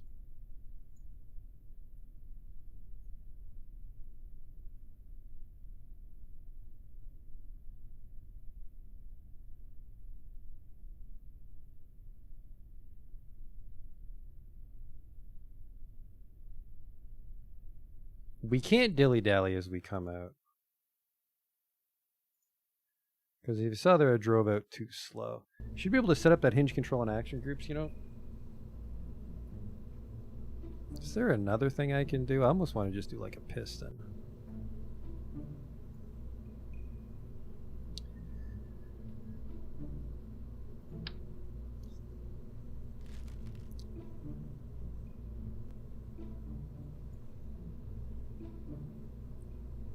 If I make the motor go fast enough under moon gravity, I can make a hopping probe. I wonder. Yeah, I guess he's light enough. He can probably right himself before he lands. But I think, what's the impact tolerance on these wheels? 20! Jesus!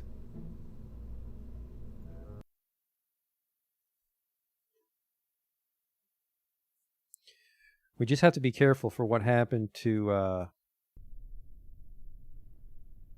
our Minmus rover, which is you move so fast the solar panels get shredded off, and then they're not retractable, so we lose our power generation. The rover's doomed. Decouple.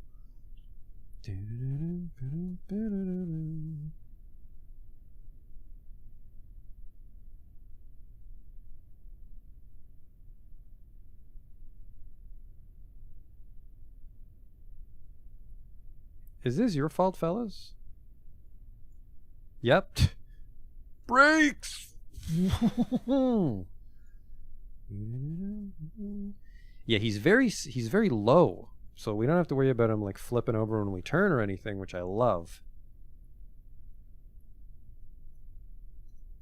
Okay, let's try this. Ugh. Whoa.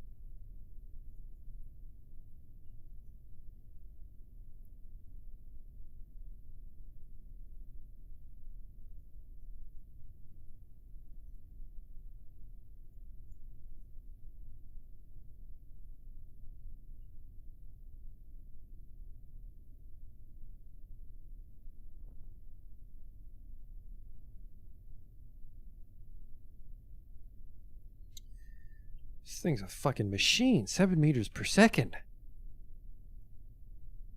It's literally a machine. It's powered by a probe core. I can tweak the suspension?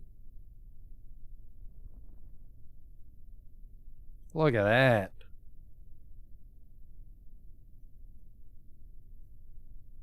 I think I'll probably offset these hinges up a little so there's some clearance because the moon's bumpy.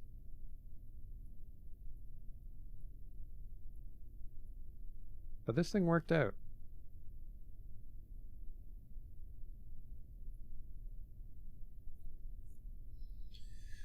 You know what? I'm gonna give it these two, and then I'm gonna have one in the center facing the other way for like maximum BattleBot shit. Look at this guy. Just don't mind me, just doing a fucking 180 on a dime. This rover really came together.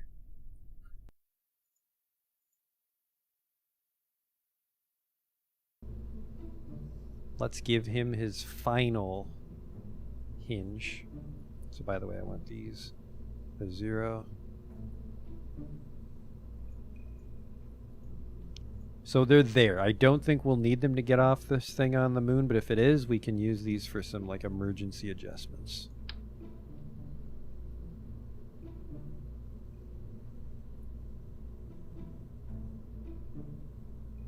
Okay, target angle is 0. And then I just want you all offset.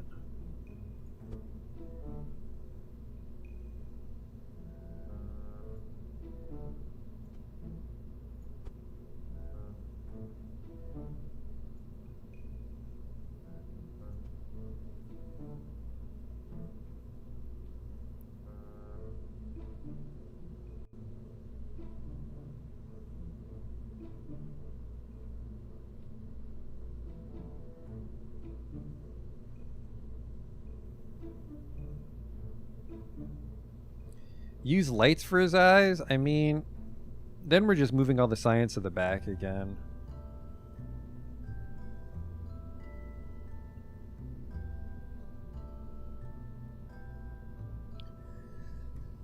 I suppose we can give it the square light, I think. Pulls the least. What is it, utility? Yeah. So you draw 1.2 per minute. Yeah, we want this guy. It's fucking colossal, unfortunately. Here's what we'll do. We're going to cover up the flag because nobody else goes to the moon, so it doesn't matter that they know what country we're from.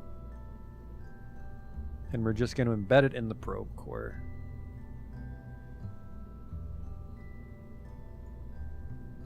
With just the slightest decrease.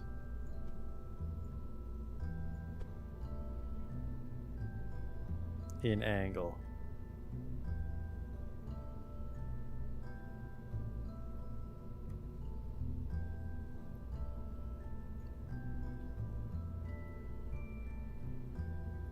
You're a little off center, and it shows.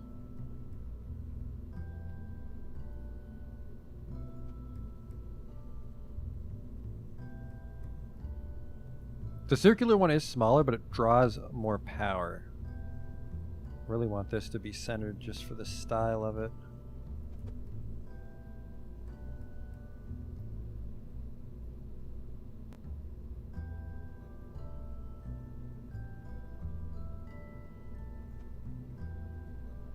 Then we'll put the science shit on the back again.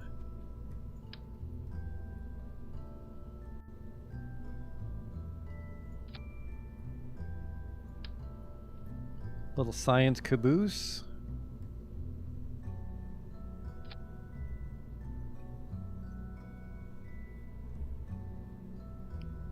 Hey, you're the one that told me to use the offset tool.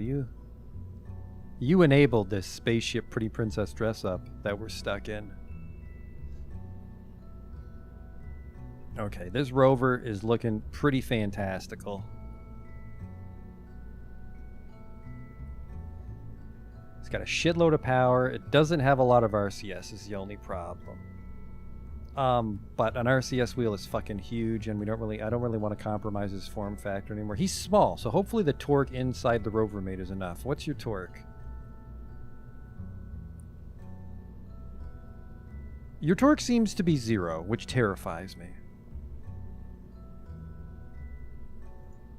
Because this small reaction wheel is still a lot of space.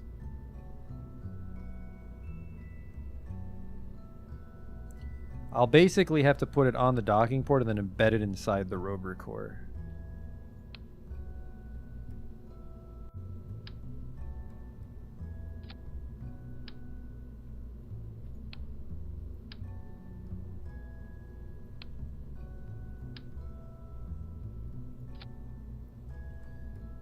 Put it on the back. The back would look a little weird because there's no real way to get it into the back easily.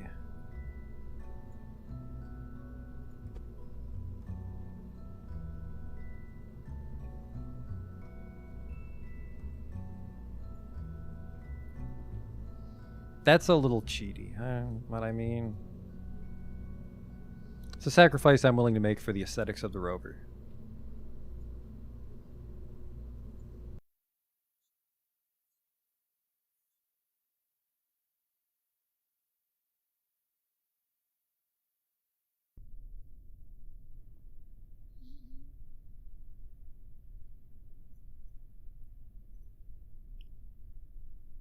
Decouple.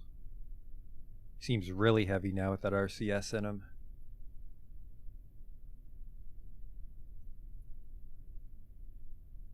Okay, so if you come off too slow, his wheels get caught in the hinge. That's one way to get off. We're fine.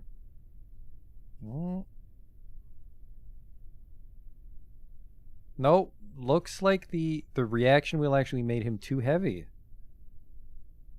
Oh, no, sorry, it's the torque. It's way too much torque. But maybe this is enough torque for the moon is the problem. Actually, wait a second. We can revert. So here's the thing, is if it's clipped inside, I won't be able to interact with it on the fly. But on the vehicle assembly, we can turn down the control, right? We can like limit its torque.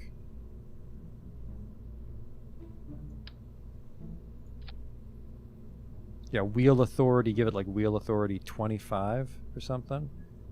But then if something goes wrong on the moon, I'm not sure how to interact with this because it's trapped inside the rover core.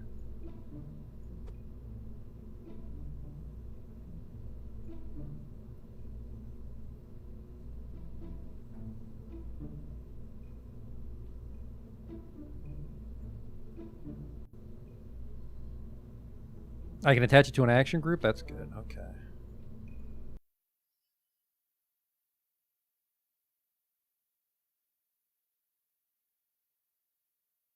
Even 25 torque might be too much for the surface of Kerbin.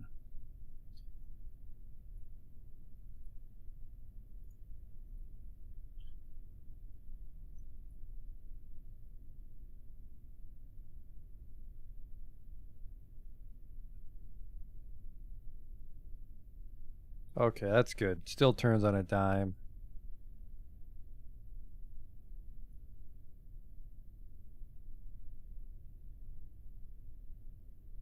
Let's head over to the VAB and visit it.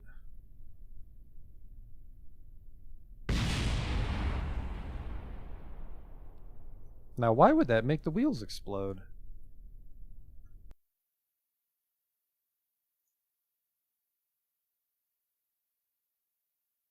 That was weird. Impact on the wheel should be 20 meters.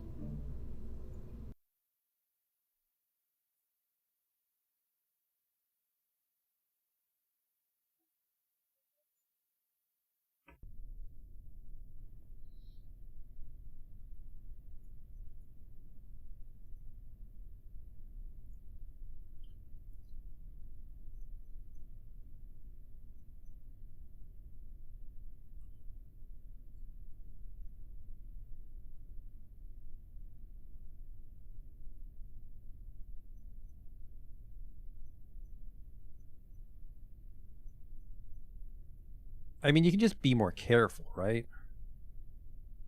See what the fuck happens here.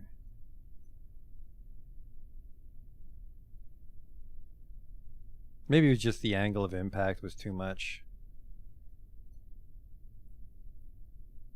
I am very concerned about the reaction wheel. The reaction wheel seems to have really thrown a wrench into the design of the rover, but the reaction wheel might be very necessary when we're on the moon.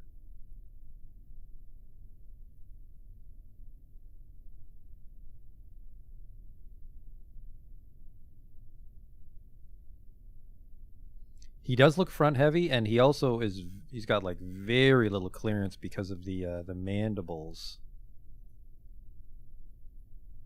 So I'm a little worried about that. Just like the slightest hill is his arch enemy on the moon. I think we might actually ditch these. We might just hope we never need the hinges.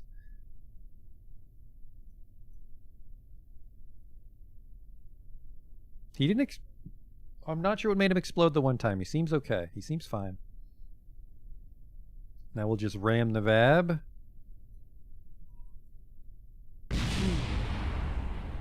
Well, maybe the explosion was the light, because the impact tolerance on the light is trash. Quick save off, and yeah, like I said, we're probably not even going to drive this guy. We're just going to... He's just going to be on the moon in case a contract calls for us to go there. But he was really fun to build. So I'm going to remove these hinges. I don't like the hinges.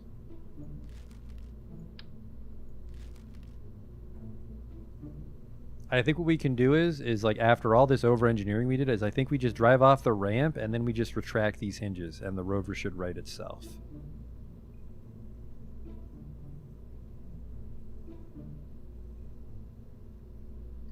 And now that we've dealt with that, we can actually make the RCS wheel visible. I always call it an RCS wheel, the inline reaction wheel.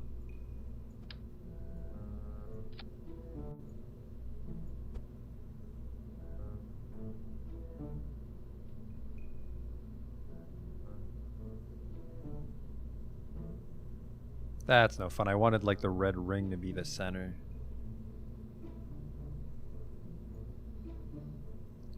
Something like that should be fine. That way we can very easily interact with it and change the torque on the fly.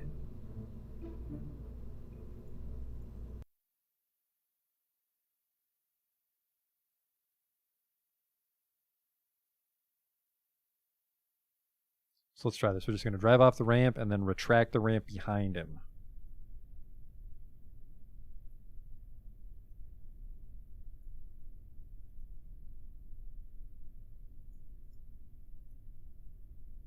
Okay. I accidentally used the landing legs. Deploy. Alright, decouple this. Go.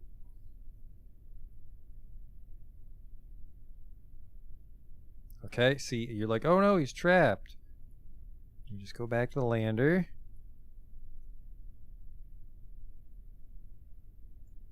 Alright, that didn't do what I thought it would. Alright, I mean, it got him off. He was able to escape.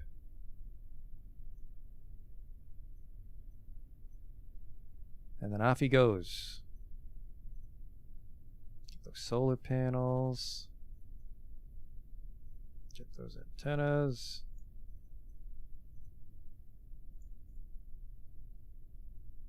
Get the light.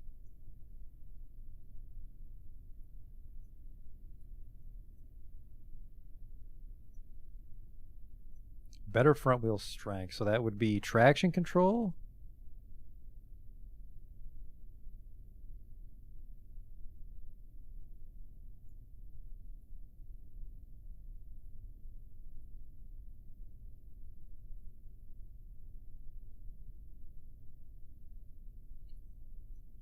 Here we go.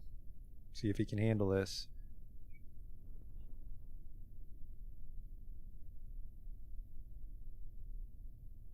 I'm not seeing a suspension. This is stock. I don't see a suspension stat.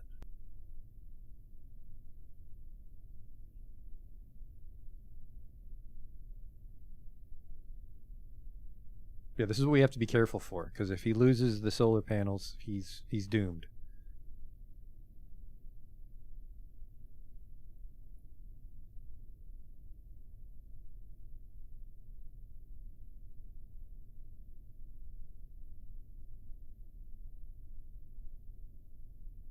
I mean, I could kill the motor on the rear wheels, right?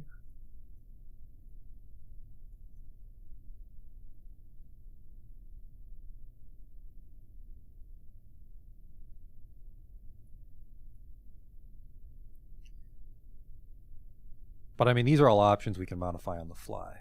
All right, we will give him an emergency solar panel right on the roof. And then I think it's time to call it on this guy. I'm going to grab a drink, and then we're going to attach this lander to Robin's station and try to get it to the moon.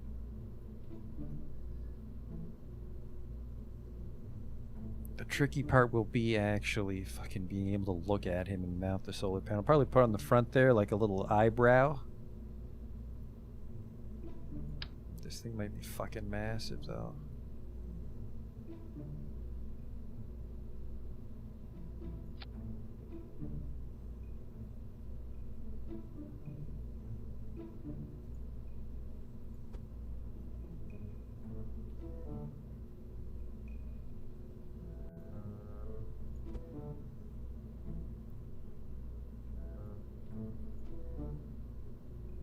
There.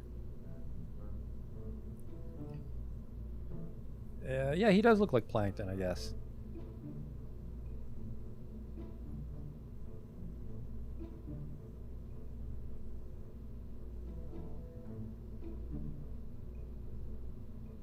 Yeah, this is just if for some reason I want to go the long haul with this guy and I break the retractables, is this should give him a permanent power generation potential. Okay. So assuming this thing can survive the rigors of flight, 145 degrees, by the way. I'll need someone to remember that for an hour from now when I finally get to the moon on this.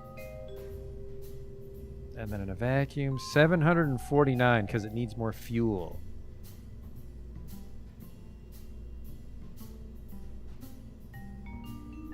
So let's just put some more fuel on it.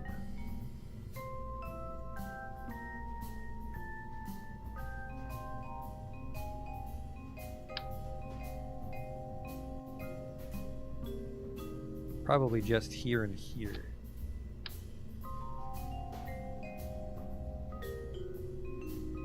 That'll be it. Or, you know.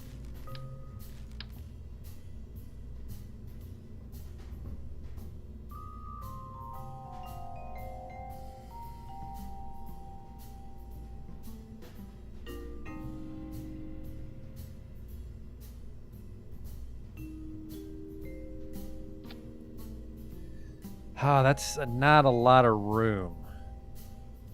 And I angled it terribly. My God.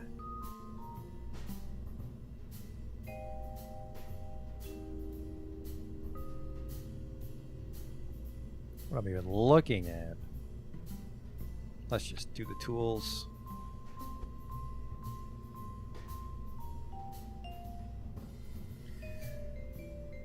Ah, I should be having it on snap here.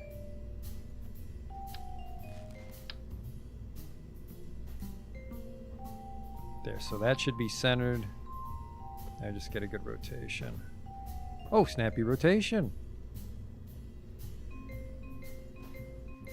1440 is a little risky still, so let's ditch these balls. Let's go with this. 1550. I meant to go 4 times. 1737, and then we can again for a little more.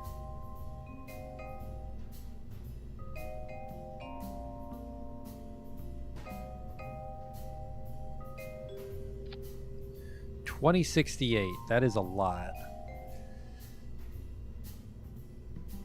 You know what? No, because it's 500 down and 500 up, right? So 1737 should be a fucking lifetime supply as far as, you know, going down and up once. So then we just need to figure out the center of mass without the rover, because we come back without the rover. So your center of mass right now is here. But then when I get rid of you, it barely moves. He's actually very light. So we want all our RCS on the storage bay, right? Get out of here. Close.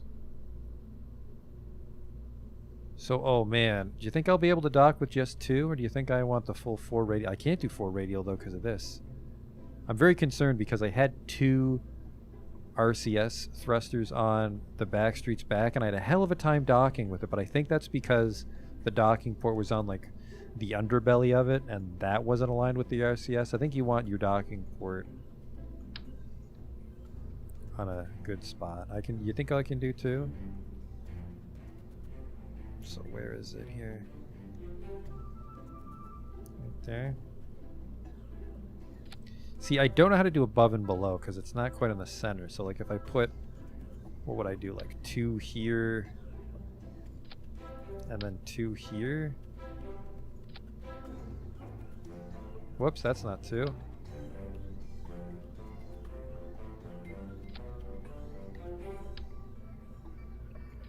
So yeah, there and there, and then can I hide some RCS thrusters in here? Some RCS fuel? I think that'll be a little too tight. I don't think that's a good idea.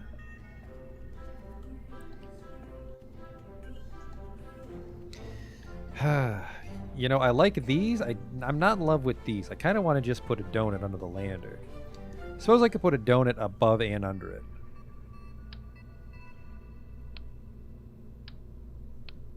So sorry. I have 1686 here.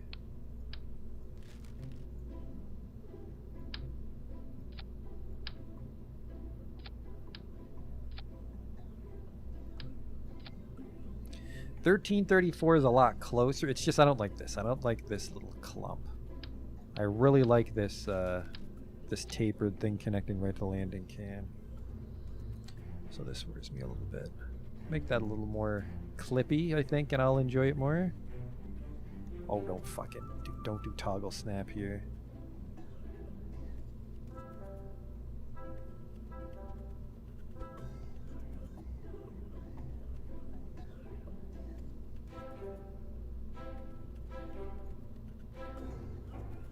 That's nice.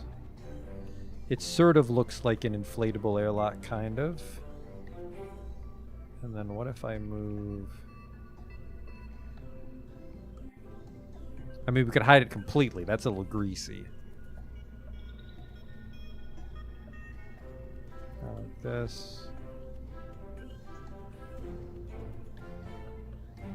I like this.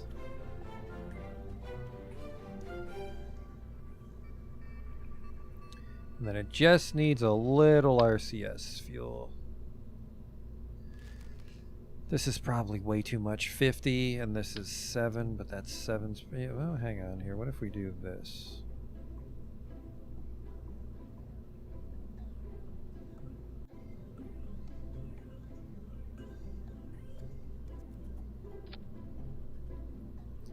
That just looks a little odd. Can I fit you anywhere? You know, I really shouldn't. It's going to look extra clippy. And I kind of want to do something like this, but I think this will fuck up the center of mass.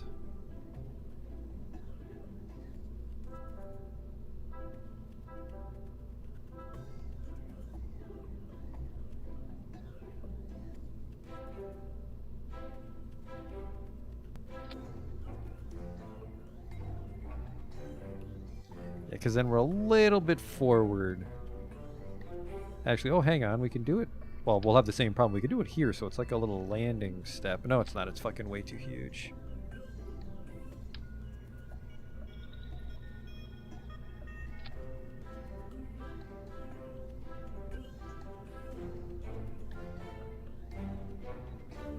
Is that the door?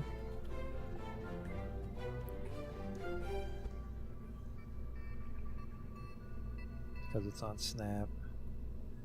Can we do this? Can we bring it? We can barely bring it down though before it starts going right through. Did I check to see if I like the plate as a ramp? I don't remember when you mentioned that.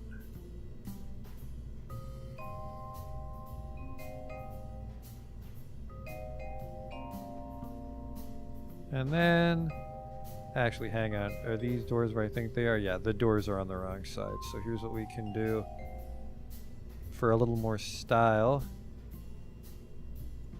Don't. Well, actually, oh yeah.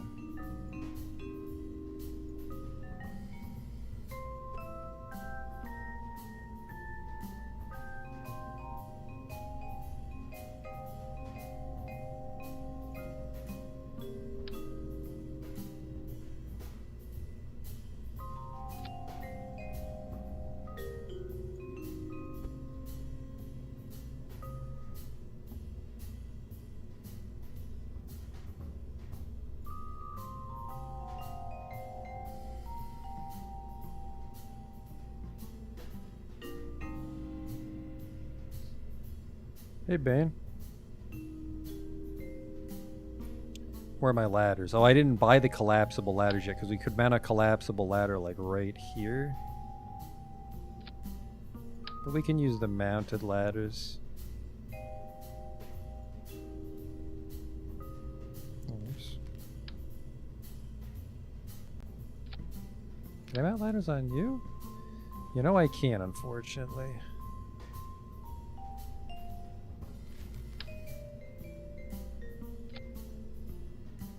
You know what? You're still not really near the floor, so I'm not going to do this. He just needs a little RCS. Where the hell am I going to put it? I think actually these, like, no monopropellant ones are very tiny for... not very... Don't have high hopes for putting these on the outside. Well, hang on. You know what? That might be enough. 15 monopropellant? And then, I don't know about this though now, because the thrusters are on different faces. You think that's a good idea?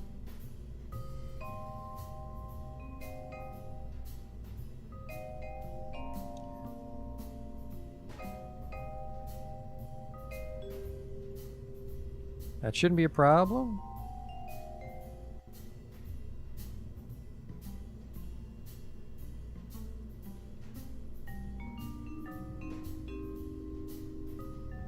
Does this game involve programmable logic? It's...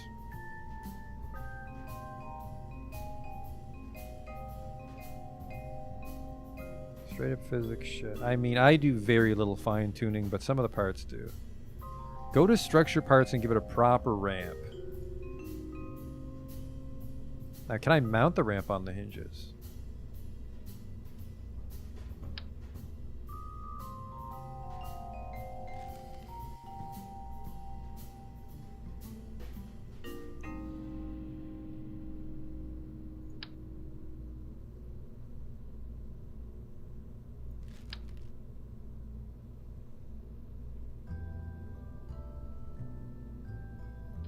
Oh no, after all that work? Well, it's stuck. Unless there's a way to attach it to the panel, which it looks like there is.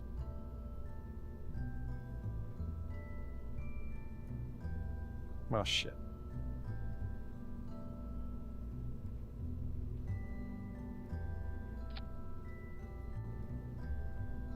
So it looks like I could actually put a real panel on it.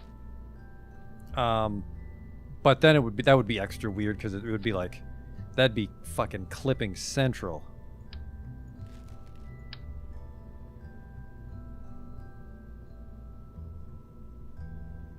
I don't think this is viable. I like this sort of ad hoc ramp we have. And this guy, yeah, it wasn't worth a look. Now there's some clipping here because of these tanks. How did I fuck this up? Did they put the... I think I put these on it, not a snap angle. They should keep all their rules though, right?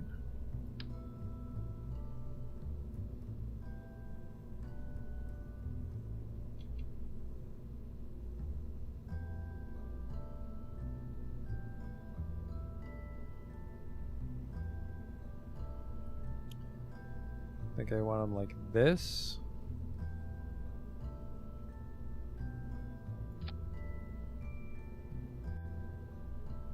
Deploy angle 27. Okay, so remember that. Please deploy, please. So I can rotate.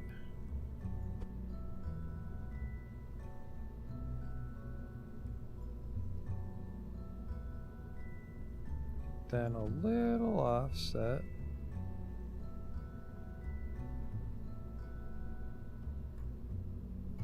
A little bit more.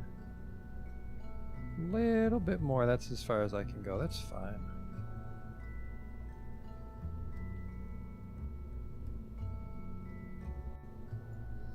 That should be good. And then let's put the fuel tanks on. Snap. Not mirror. Okay, thank you.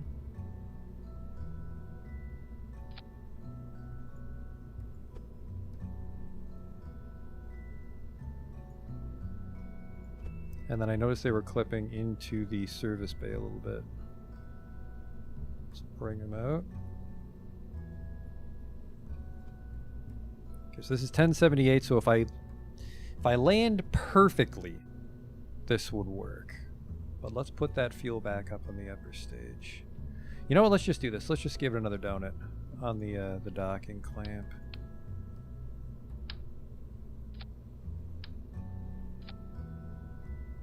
$13.05, that doesn't add much.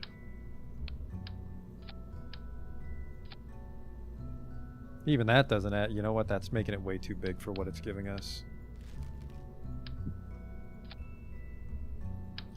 Let's go back to those radial donuts. Yeah, because this is why. The baguettes give as much as the donut. Okay. Give me some snap.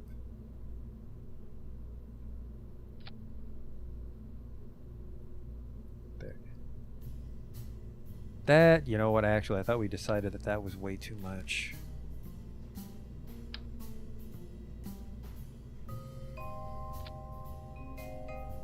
This is more reasonable.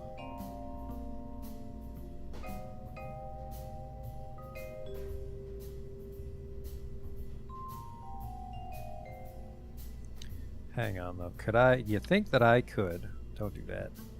Think I could clip these to be half circles?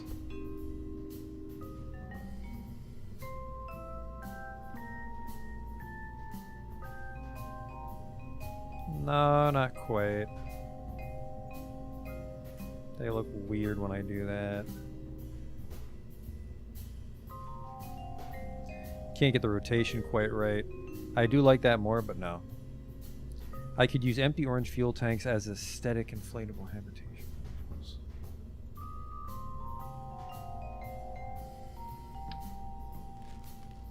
You raise a good point. I could just put a full 8 and then drain them for extra. Well, you wouldn't gain that much dry mass, would you? Dry mass is 0.12.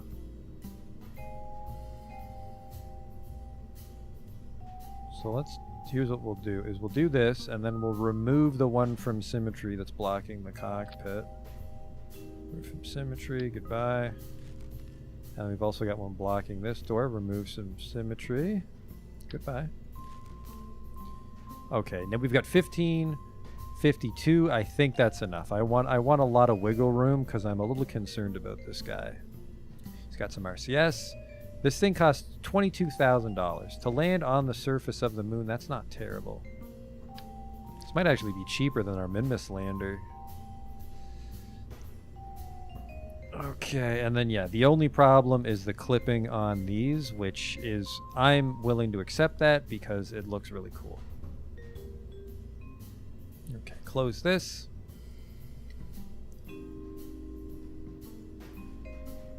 This is our subassembly. The selected part is not attachable. Oh, fucking, I've had this happen before. It's because you can't attach a command module, can you? So it would be this part is the moon lander. Right? Am I dumb?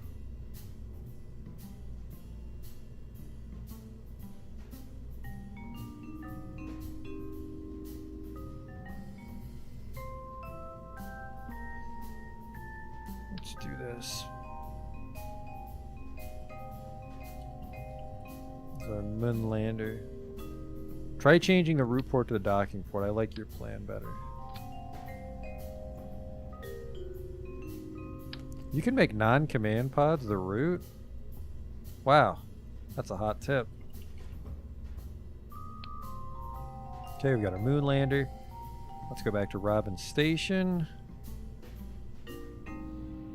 Tanker thing. We've had some names over the days, haven't we? Robin Station. Keep that fairing probably with the moon lander. Oh yeah, perfect. Ish, almost perfect.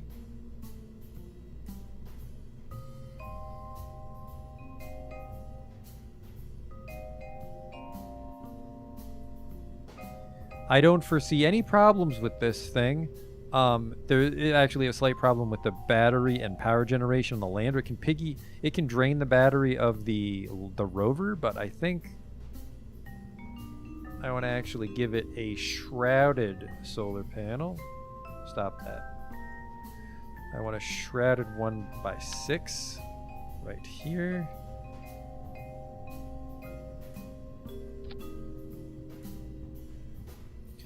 And I also want to give it an antenna in case it needs to communicate with the station. Don't bump your head. We'll put it right here.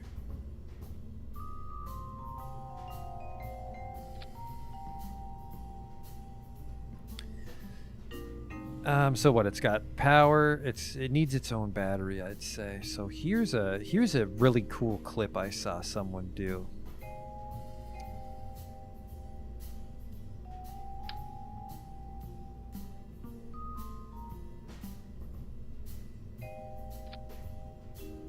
I thought this was really neat.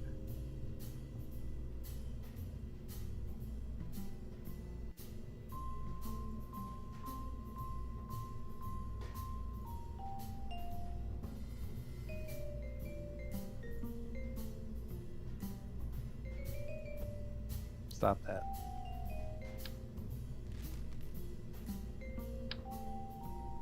Okay.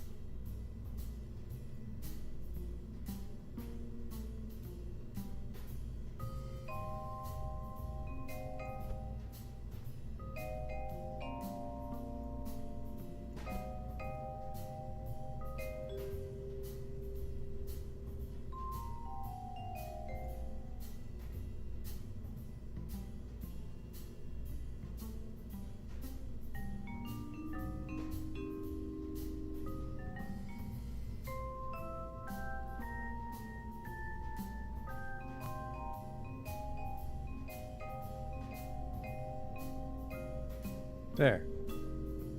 And it looks like the light's there for the solar panel.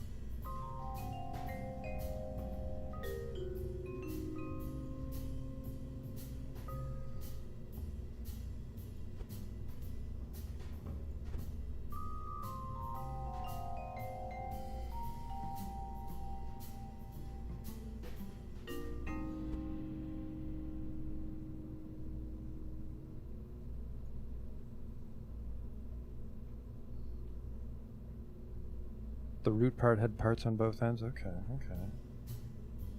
So how much power is this? This only adds 100, and then the... How much is inside a lander can? Lander can also holds 50, so... I want another battery, I think.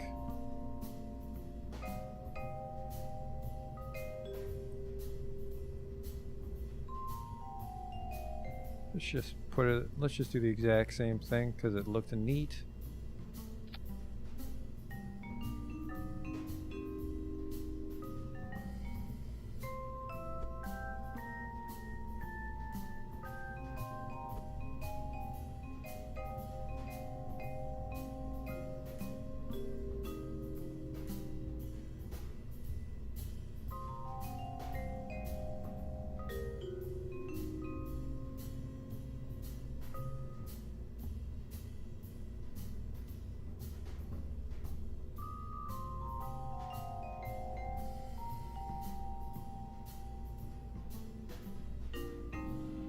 There.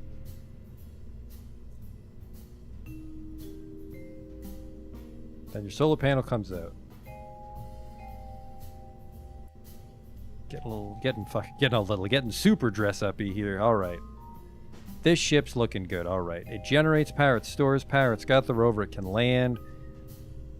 It doesn't have a reaction wheel, but it looks pretty tiny. I don't think this thing will need a reaction wheel. Actually, I think landing cans are notorious for their shitty torque, aren't they? Yeah, torque 3. Ugh.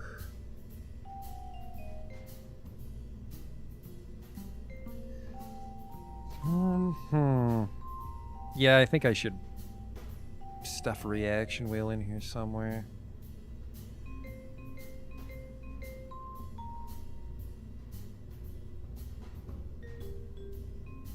I could put it here.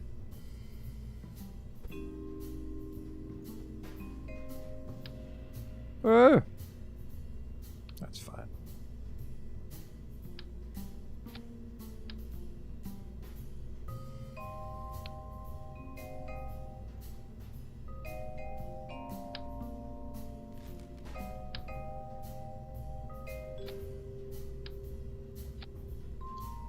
Then I will completely clip this fuel because we've just fucking we've let the madness of dress up descend upon us in its entirety.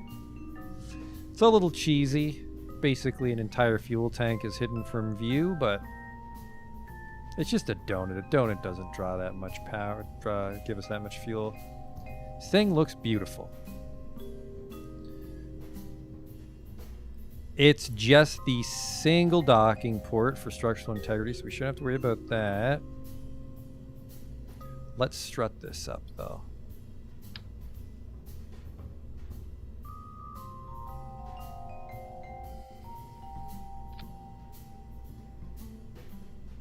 Hopefully just mounting it to the fairing plate will be enough. And I'm a little concerned about this here. So this gives 3085 at sea level. This particular ship's just going to the moon. We're just doing some contracts until we finally decide to work up the courage to go to Duna. But yeah, I'll probably go for a double or a triple nerve for the Duna burn. Alright, so at sea level this is 3000. I think we want a little more power or we're going to waste too much circularizing.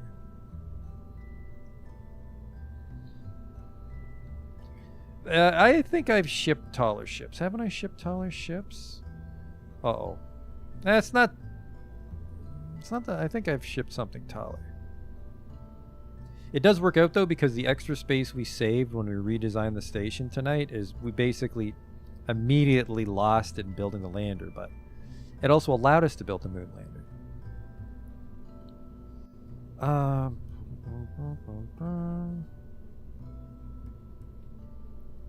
Yeah, I almost feel like I need an extra fuel tank on this thing, but that might just fuck everything up. Make it even taller, and we won't get much more thrust out of the deal. What are we doing here? Oh, no. Thrust to weight's too low. Please tell me I gave you a limiter. I didn't. Uh-oh. The station's too heavy.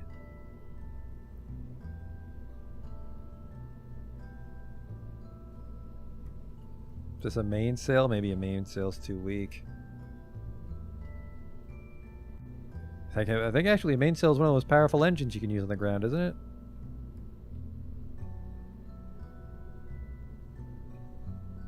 $1,300? I think anything more powerful is gonna fucking break the bank.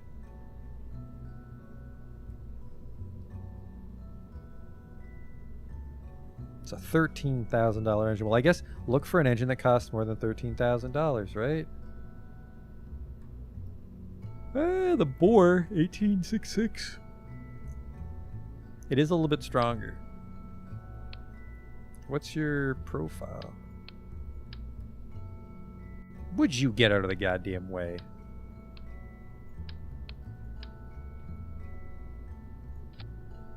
I think we're back in our thrust to weight problem, aren't we? 0.93. Oh wow, it's so much.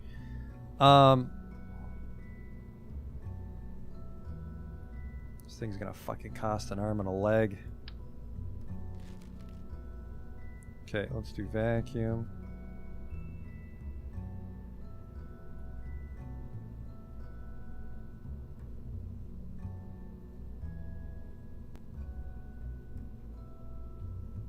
There's no decoupler here.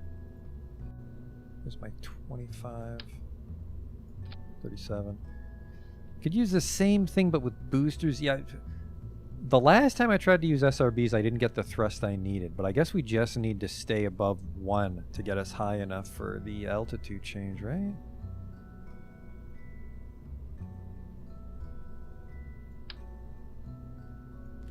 Where are the big boys? There they are. Is anyone bigger? No.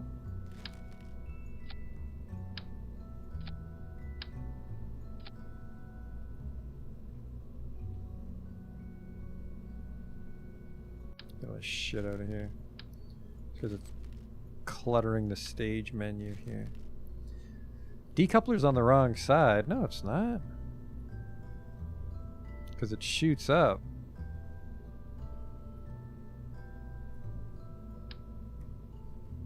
I've been putting my decouplers the wrong way this whole time?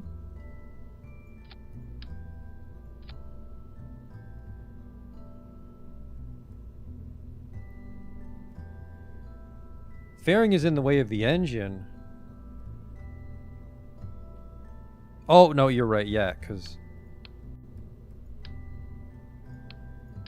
we, it was on the stage we destroyed earlier. Okay, you are in my... If I can please remember your fairing configuration. Thank Christ. There's enough clearing that it works, yep. Might actually redo the fairing to save some weight since we can taper it at the top there. Fairing is going to get kind of firm. Well, I've never had a fairing explode on me, so we can show that.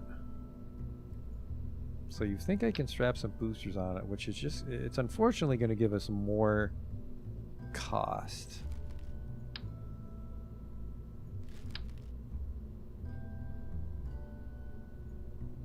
Where's that little tapering fellow we used? Was it this kid? Yes, it was.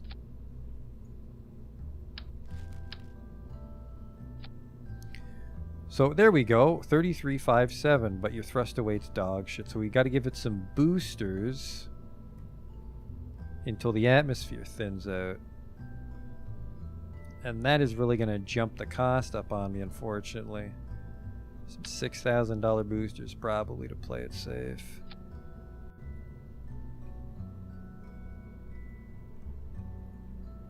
$1.75, so I can probably turn you down.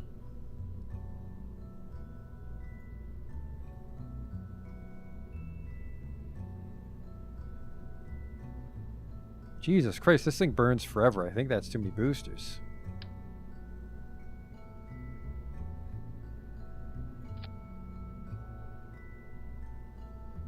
Turn down the SRBs instead so they last longer.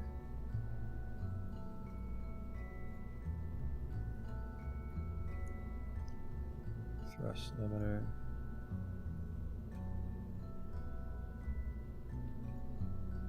$1.1 still enough to get us off the launch pad. So this will for sure get us circularized.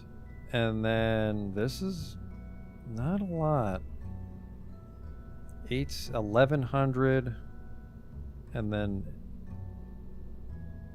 what, like 900 to get back? No, wouldn't need the full 900 to get back. 1100, so I guess, yeah, I guess this is enough fuel to go to the moon. Oh, never mind. We're not even bringing this thing back. This thing's just going to get decoupled and then destroyed remotely. That's right. So we just need the 1100. So we can probably kill some of these fuel tanks. I just remembered we're not bringing this nuke back.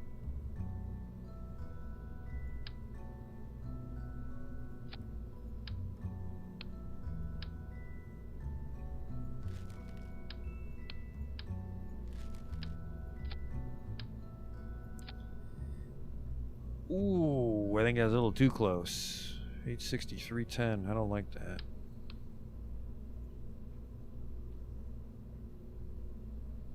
Oh, fuck, I have a duplicate of the ship there, don't I? Yeah.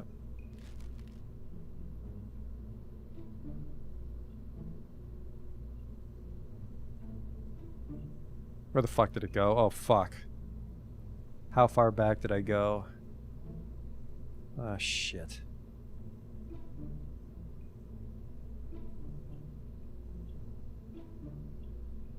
Okay, thank God. So I want this gone. Keep this. 1477, that's enough to get to the moon. That also frees up a little weight here on this lower stage, and I do want some decouplers. Some fucking very powerful ones though, right? Ejection force 450. Yeah, we want the 450s. And then where would you want to place the booster there? Are we up near here?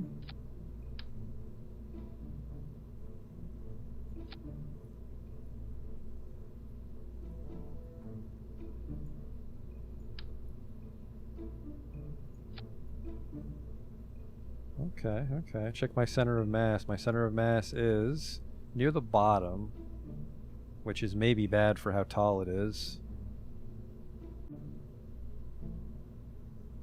I don't think I could make the fairing much sleeker. It would mostly just taper near the top and we'd save some weight. Because the side batteries make the station smaller, but it's a little wider. But delete, let's build it. See if that's enough to encompass the batteries, and it is.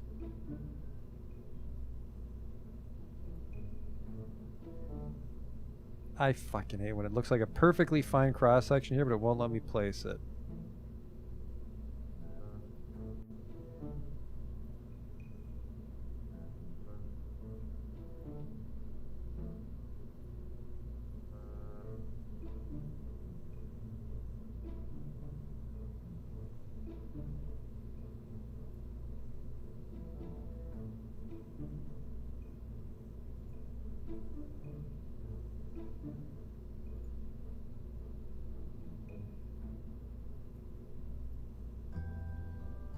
I'm assuming the deploying arm on the air brakes can handle the ascent.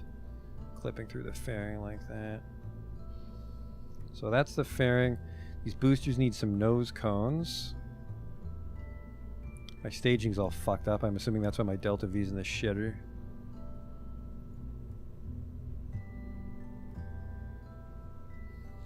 Okay, I want the bigger ones. Bigger ones. These things hold fuel?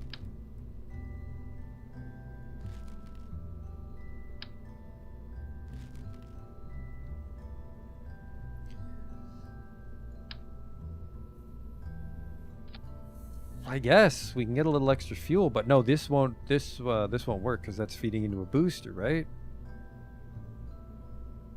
Oh, never mind. Sorry, the paint drop means it can be colored. That's not a drop of oil. There. That's more rocketish. Fortunately, you can't color the boosters. Okay. Let's get our staging proper. Definitely want to do some legs on this kid and some winglets. 120. You know what? The rocket didn't really change in cost, which is what I like. Then just some winglets. Do you ever reach the...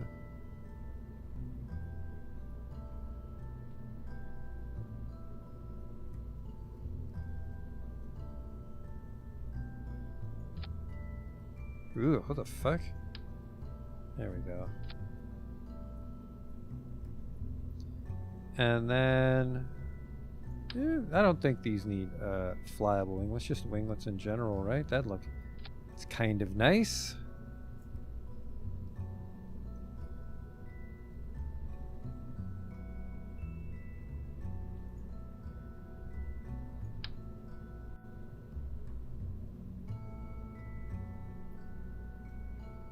It's weird, this doesn't seem centered. Might want to strut the top of the SRB to the rocket? Where would I, though? Oh, I guess you could just do side and side, right?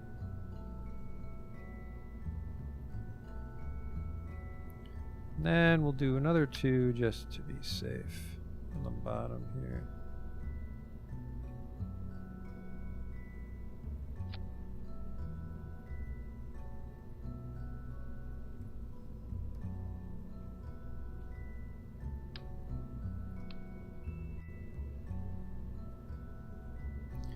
A little higher than they need to be. Always remember to add struts. I did have one ship that could have used struts, I'll admit it. So yeah, so you can just strut it to anything, right? Like the strut location is just for aesthetics. I clipped it. I did clip that wacky ship if you want to look at the Twitch clips. So yeah, just two and then just kind of strut it anywhere, right?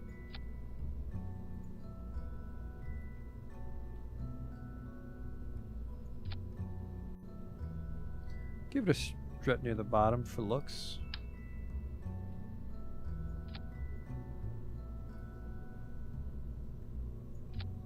What the hell's going on here?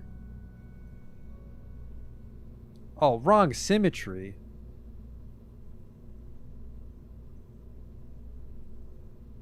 This one was the right symmetry. But the one at the bottom was the wrong symmetry. The fuck? Oh, I think it's because the symmetry originated on the booster and not the,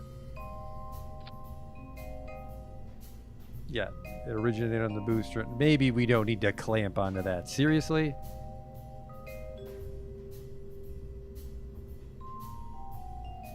I think struts are literally free, aren't they? They're $42. Think I've made it a fucking money?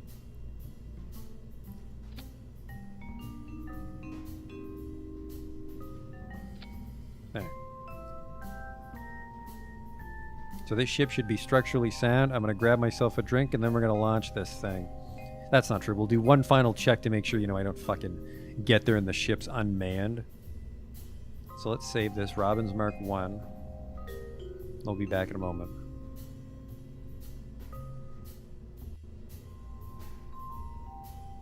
Holy shit, look at the time. I started a little late tonight, but it is getting late. I don't know if we'll have time to land this thing. I don't want to rush this part. So I really just want to get this thing in orbit of the moon, and then we'll take it from there.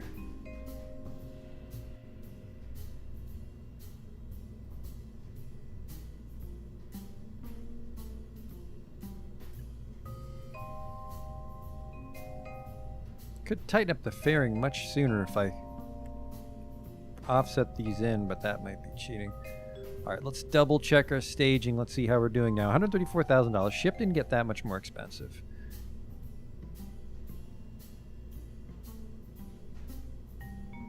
Okay, I want all these stages revealed, please.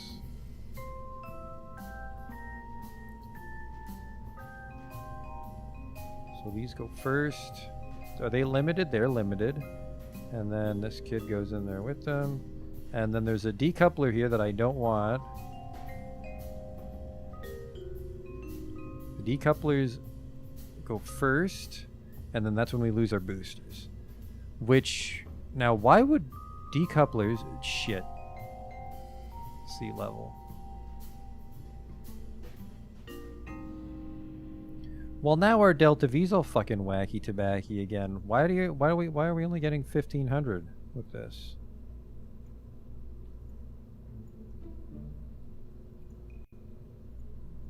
Something's not connected right.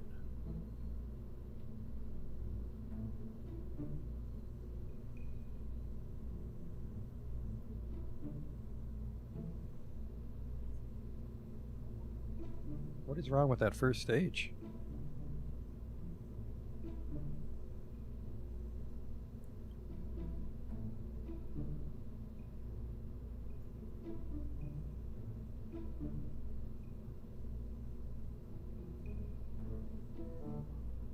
So we fire, and then we ditch the boosters, and then we ditch the fairing, and then we activate the nuke. And then the nuke does have to get us into orbit. But then once we're in orbit, the lander is its own stage, which... Now hang on, I need to... Oh fuck, I need to disable crossfeed on like all of these, don't I? Or can you not disable crossfeed? Isn't crossfeed how you stop it from stealing the fuel on the ascent? I want to make sure that fucking nobody down here is stealing the fuel from the lander. I disabled it at the docking port. There's the command. Disable crossfeed. So no one's allowed to steal fuel from the lander. Which means the rover's safe and everything. Okay.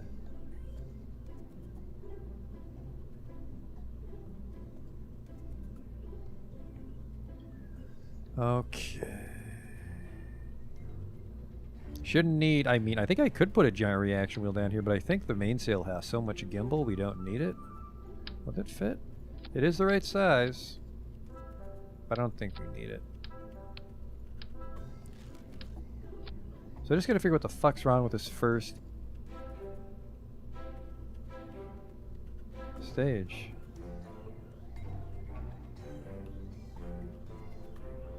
So I mean, there's a lot of torque hidden. Like there's a lot of torque hidden in all the command pods here.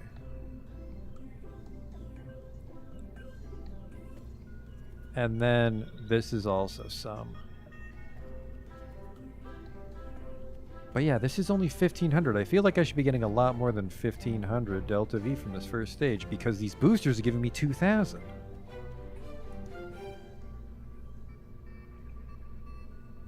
Or is this just all fucked up and it's like 2,200 plus 1,500? Because it's... Oh, is it saying that like once the boosters are gone, the mainsail keeps burning for another 2,200? Is that what this means?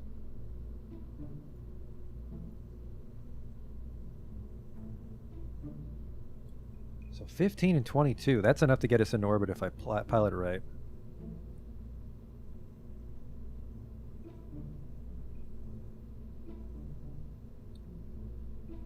$41.38 to get to the moon. This is concerning because it... Oh, never mind. This is concerning. This is concerning because we're not calculating our Delta V once we're in the vacuum. Once we're in the vacuum, 1477. And all this has to do... We're not coming home, remember. All this has to do is tow the station into a lunar equatorial orbit. So, barring a major flub up on my part as the pilot, I think this thing is ready to go. As for people we're going to put in it,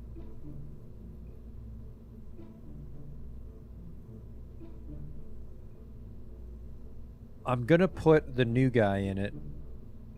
Please don't do that. I need you guys. I need you guys. Don't do that. We're gonna put Signy in it. He's level 1, which I think he has prograde, retrograde hold, which is all I care about because I'm able to do normal and radial maneuvers on my own. So he will be flying this thing, and if we ever need him back, someone will go visit him and grab him. I think this is everything has been accounted for. Save it. Let's go to the mission control center, the contract building. Here we go. Do I have anything about the moon that I give a shit about? Science data from the surface of the moon. We are sending that rover down. And he just has to transmit it. So yes, we'll grab this. And unfortunately, because the rover's so small, we won't be able to do any rover arm contracts.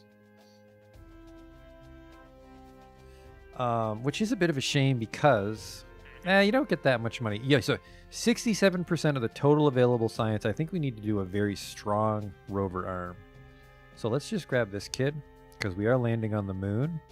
Gather surface deployed mystery goo observation science from the surface of the moon. This is worth $250,000, but I think we can only use a mystery goo once on a rover.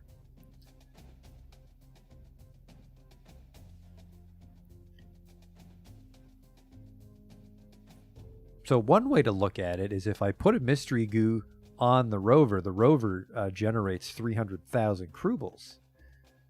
Yeah, a scientist can reset it, but we're just sending down the unmanned rover.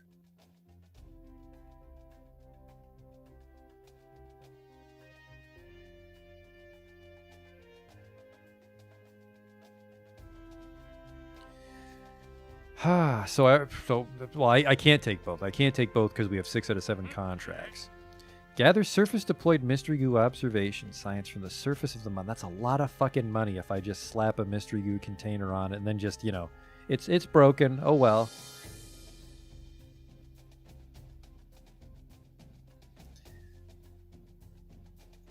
Science data. So what do I have active right now? Explore Kerbal. I actually don't get in trouble at all for this. Oh, this is a world's first, that's why. Yeah, 50% of the surface deployed goo. So if I land in a biome that I've already studied, or if the antenna's too weak, we might not be able to transmit it. So you're right. Let's play it safe and not grab that one, because I already got mad at the seismic contract that lied to me. But I think we can do this. Transmit any scientific data from the surface of the moon. Yes.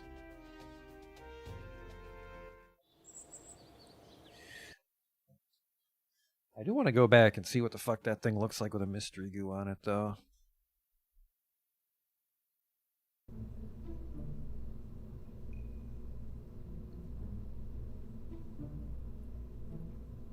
Open it up.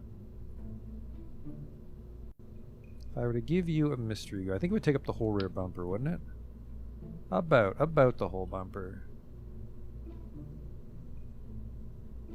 So I mean, we could do it. But the thing is that contract might expire while we're in flight to the moon. So that's no fun. And then we'll have to move all the science back to the front if we do that.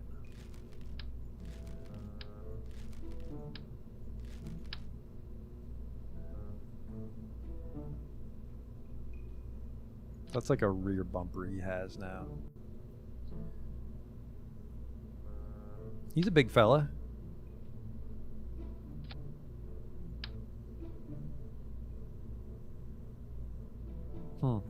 That would imply this is upside down if the other one defaulted the other way. I wish they'd be a little more centered, so...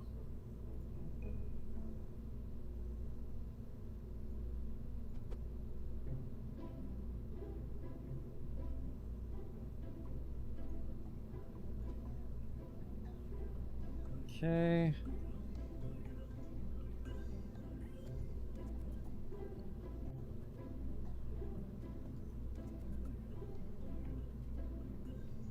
Okay, so if I go into space and we very quickly dock and undock this. This is a world first, and then that'll free up the contract for the mystery goo.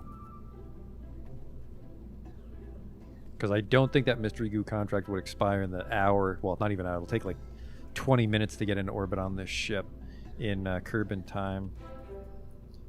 Okay. I think we're finally for real, actually, this time, ready to go. Save. Hang on. Make sure you're in there. Signy. All right, launch.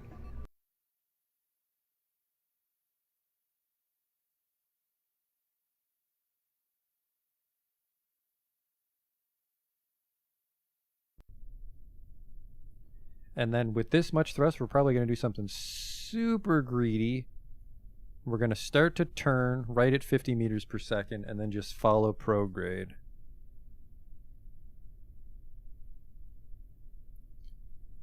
By the way, no pressure, guy I rescued from a ship a week ago. I have to fly the whole space station alone? Yes. Godspeed.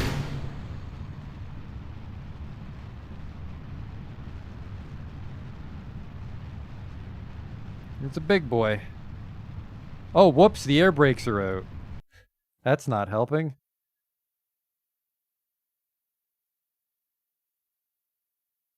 Oh shit, are the air brakes... Would the air brakes be pushed down by the force?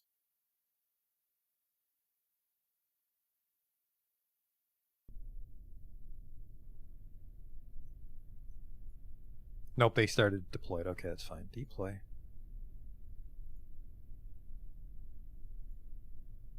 The fuck? Uh-oh. What the hell's going on?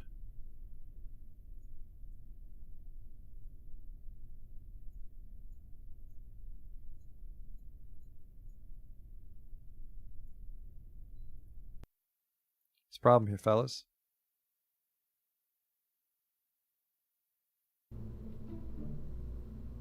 Pop the fairing. Yeah. Oh, yeah, because they're stuck in the fairing, aren't they? Can widen out the fairing if that's true. I think this ship works, guys. Aw, jeez. What's this?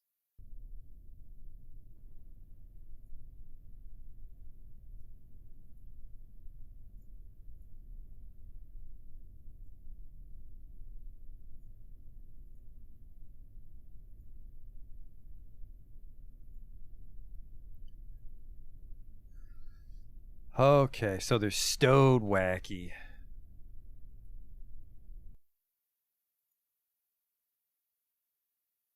Which is fine, because we can just...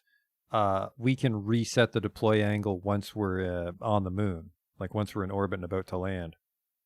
Stowed is why they didn't move. Okay.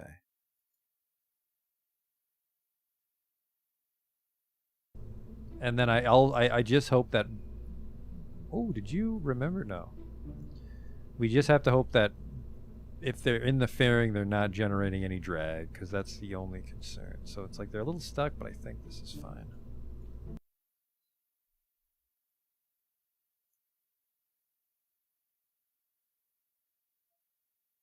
Jesus, the fucking time tonight. Just got to get this thing around the moon.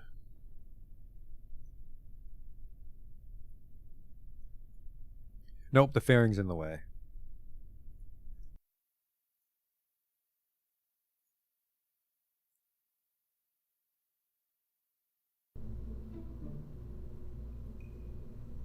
I hope they don't have to fucking open up and launch.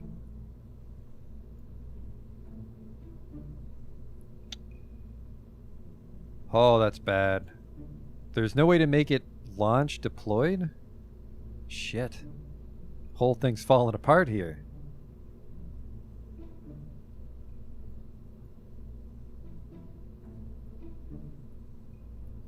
I don't think the fairing has anything to do with it then. Damn it. We haven't even we haven't even done anything tonight. We just built a ship for 3 hours. I guess we did do that Minmus landing. The Minmus landing was about 40 minutes. So a decent chunk of the stream tonight was that Minmus landing. But how the fuck? thicken the fairing. It's got to be really thick though, because it has to accommodate it when they're fully deployed, right?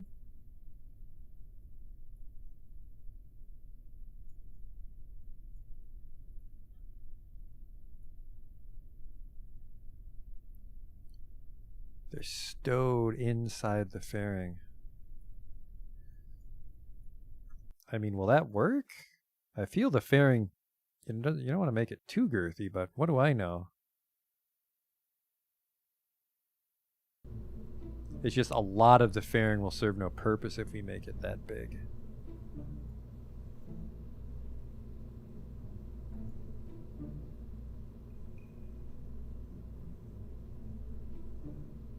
Well, that doesn't help.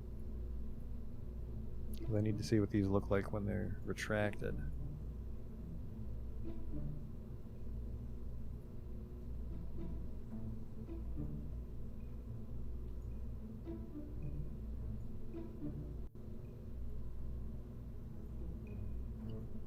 Oh my god. Well, there you go. It's only 9 tons of fairing. Ooh, that's hollow.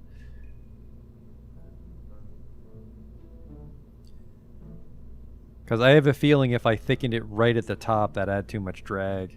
Thrust weight's going to be all fucky from the weight, you're right. 1.6, so that'll still get us off the launch pad. This is 1.6 in sea level 0. It's going to be a very slow ascent. 2 minutes of burn. I've gotten into orbit with 2 minutes before.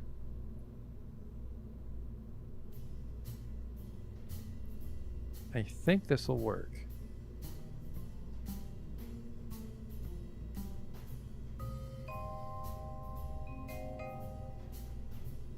$1.2. Maybe I can shave some fairing weight off. Let's actually try it the other way. Let's try to just make it fat right at the last second.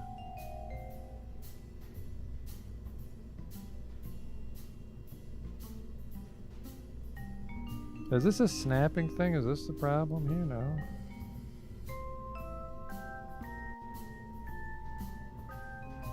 Would you... What is... It's oddly finicky.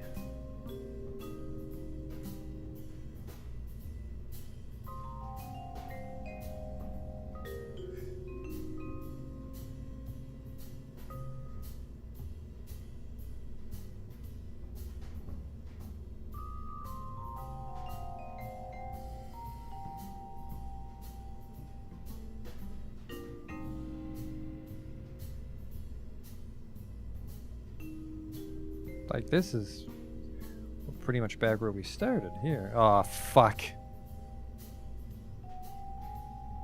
There.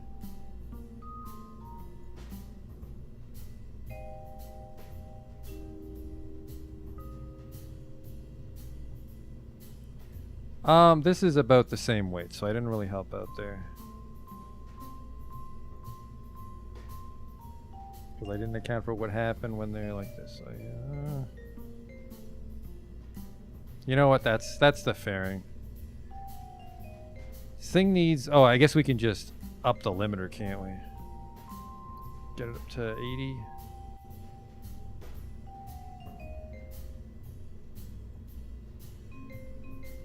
$1.14. This is what we'll go with here. Because it's got so... Well, it doesn't have so much, but it does have a little extra. Use clamshell... Clamshell deploy on. What does that do? Never used a clamshell before.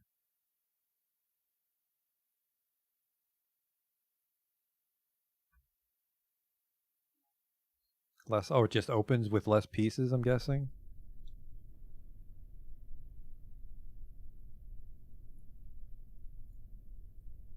Okay.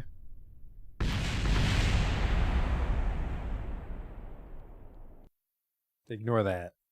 That was a test.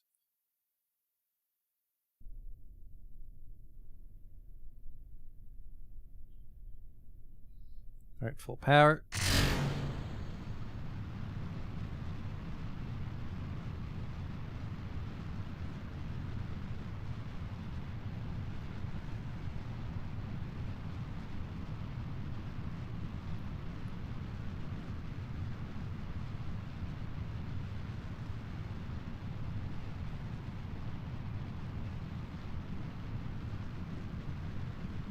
Start to get that tip. I'm tipping the wrong way.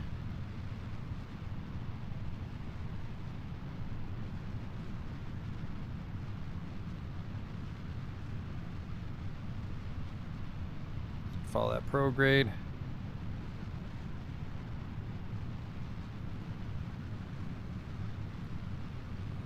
No, our inclination might be a little off, but I guess we are just going for the moon.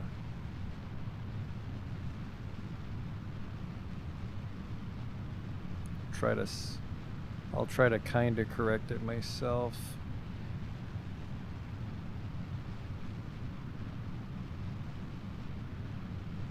It's almost time to ditch the boosters.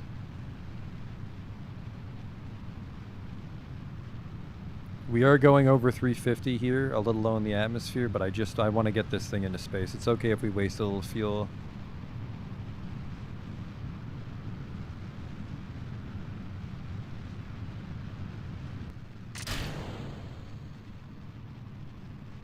We're still gaining speed. That means the thrust to weight's fine, right? Or are you worried about not being enough?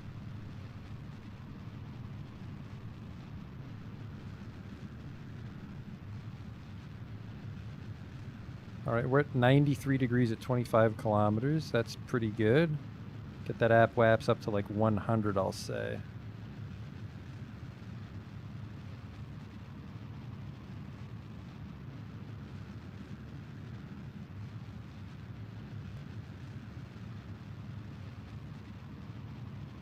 Our time to APWAPS is still going up. That's a great sign.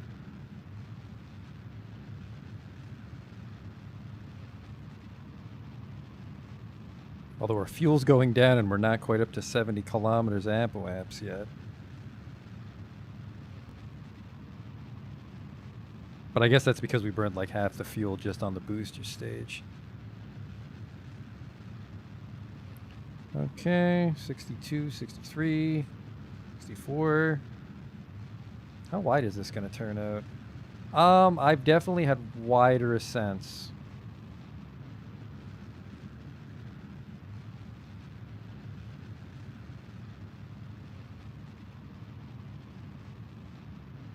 Let's push it up to 80, even though it's wasting more fuel than I probably should.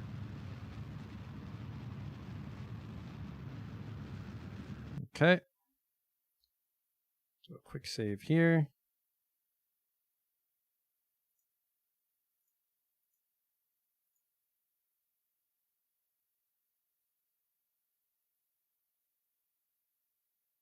We just have to get this, well, we pretty much want to circularize it with this entire stage. I don't think that I want to waste much of the nuke fuel. I think I did give the nuke a pretty comfortable margin, but I don't want to risk it. There goes Nataji's craft. I really should deorbit that thing. And we'll burn APWAPS at 15. And then we have that quick save if I miscalculated here. I didn't burn in time.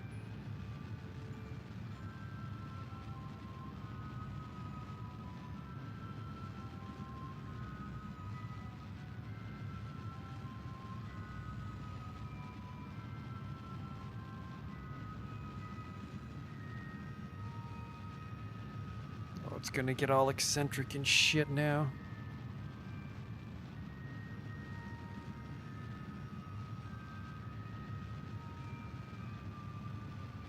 Yeah, let's go back. Let's do that a little better.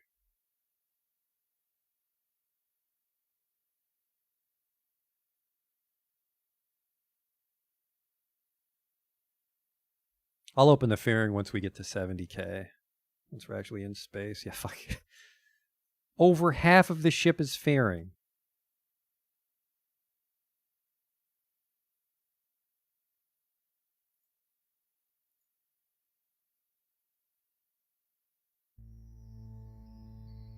Right, we're 70. The clamshell. That just looks cooler, too.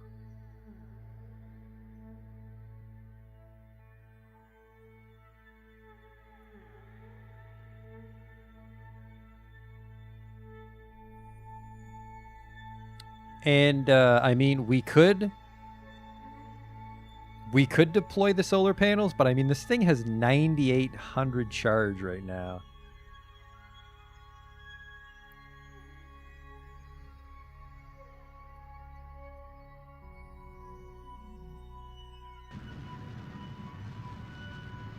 Almost no wobble. It's just the one docking port we have to worry about.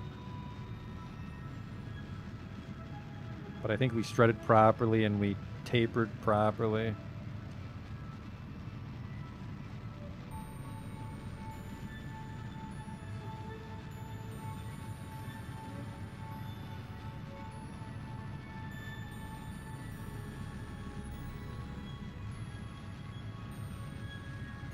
Probably start to do some of our moon burn. It should calculate both engines properly for us, so here we go.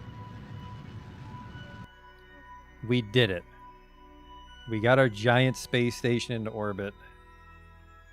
And 400 left to get to the moon. There's the moon. Set as target. What's my node? 3.3. We'll fix that with this engine. Like I said, I think this thing has enough torque.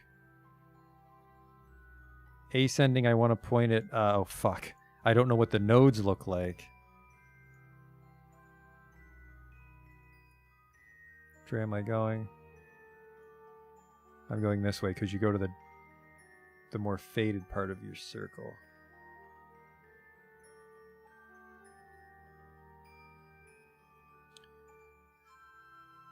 Okay, where's my fucking node?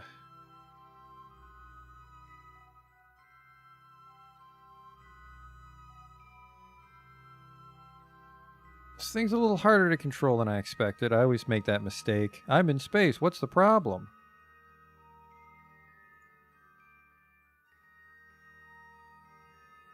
I think that's the one we burn at, or actually that might be the one we burn at for descending.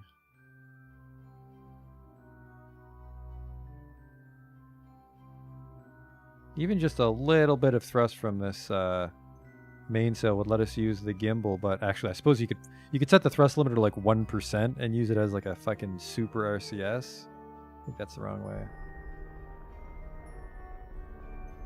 Yep. Well, I'm facing the right way. We're just going to go all the way to descending and burn there instead.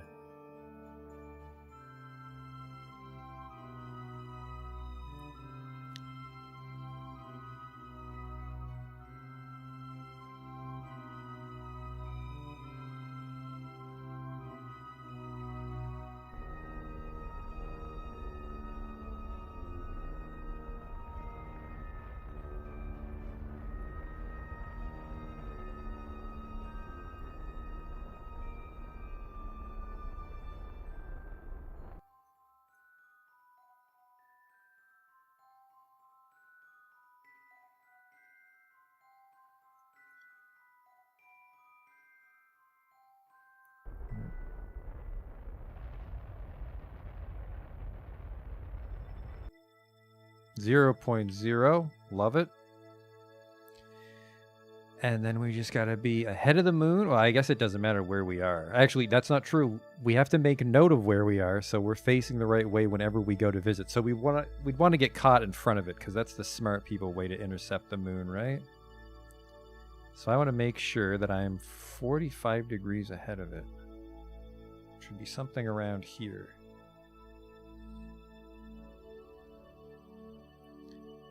It's really easy to get to the moon, though, isn't it? Isn't it a cheaper burn than Minmus? So that's in front of it, right? That's the right side? Because it looks like I get grabbed and he swings me in front of him. Or no, that would be behind him, wouldn't it?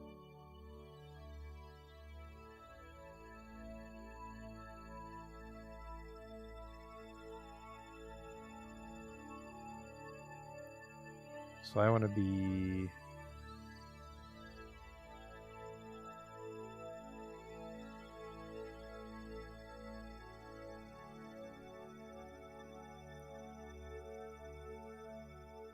Oh, you were saying that before, weren't you? I can, if I have an intercept, I can just radial.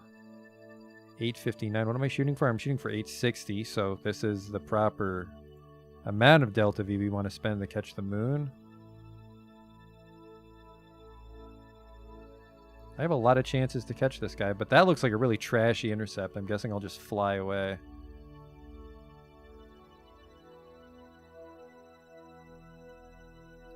So the Mun Periaps is there. That's weird. Why the fuck would I have a 0.3 ascending node? So I think I want this, right? And then I would radial left.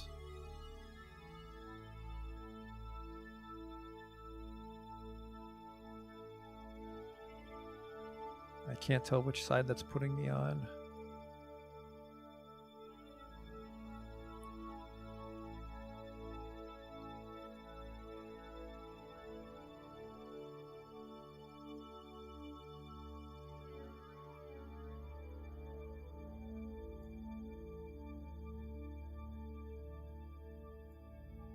This? That's still behind it though, isn't it?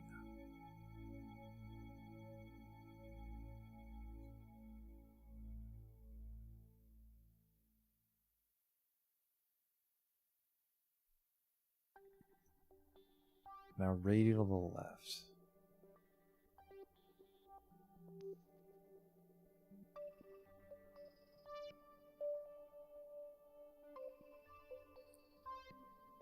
I'm on the wrong side again.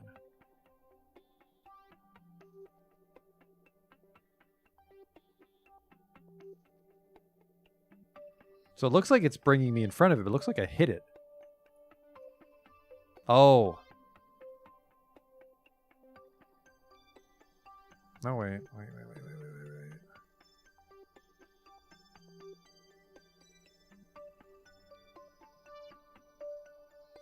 Once you get there, I can move the periapsis again. So, like, can I just do the encounter and then kill my speed? Or...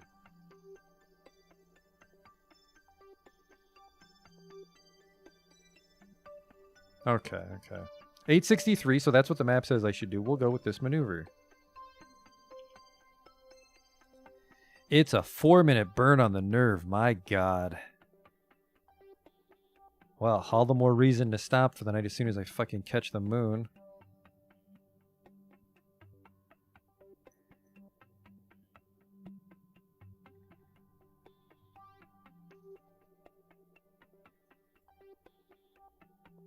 That's a 4-minute burn, and that's accounting for the fact that we get a couple seconds on this mainsail.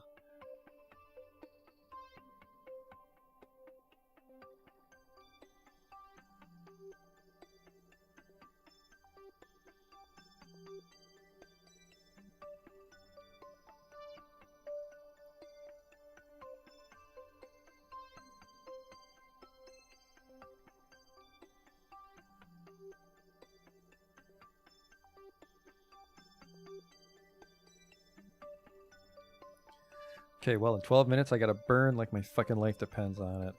Quick save again.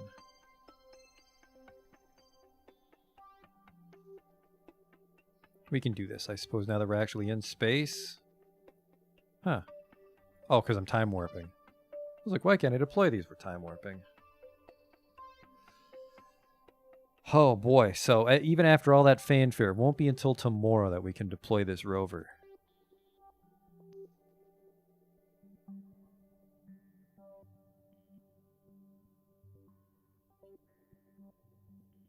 We'll do the save here.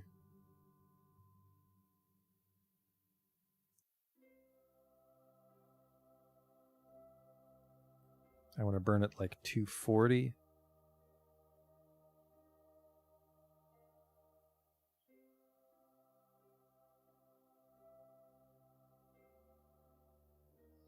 Such a, yeah, this is when I wish I had maneuver lock, because then we could just physics warp, save ourselves a bunch of time, but we have to do a 4-minute burn on normal speed, basically. 217? Okay.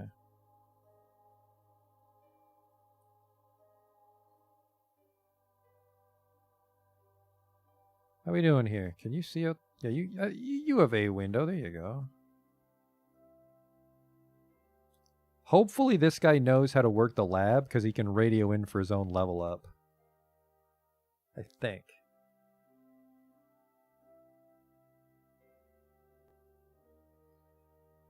We could also grab him, like Jebediah could pick him up for a joyride around the sun, and that might level him up enough for maneuver node locks and stuff. I'm really hoping that if we fly Jebediah around the moon, he'll level up and he'll be able to lock onto the moon. Or sorry, the maneuvers. Because maneuver locks will be wonderful for getting to Duna.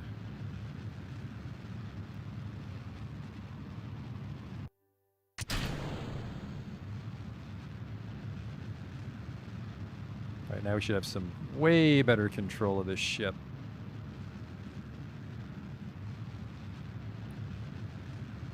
Oh shit! 4-minute burn, I might need a radiator. Oh god, I hope not.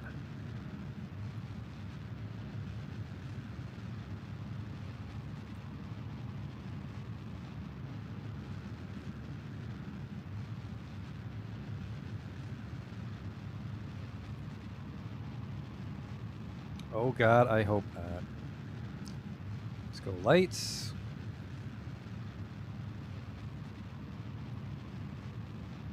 Oh, the nerve doesn't overheat anymore. That's wonderful, because it would. I forgot to put some decorative lights on this, but originally I intended to not use this station, and that might stay the case.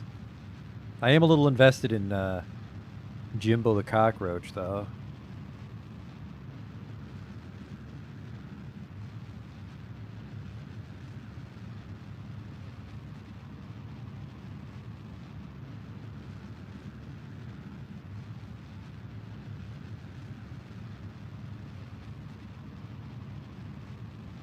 So I don't want to fuck up my quick save, but once we do finish our maneuver and have our intercept, I'll do a hard save.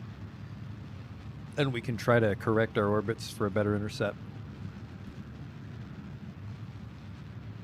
Because that'll be nice to learn those things, especially for when we're going to Duna. When we can't really afford to make mistakes.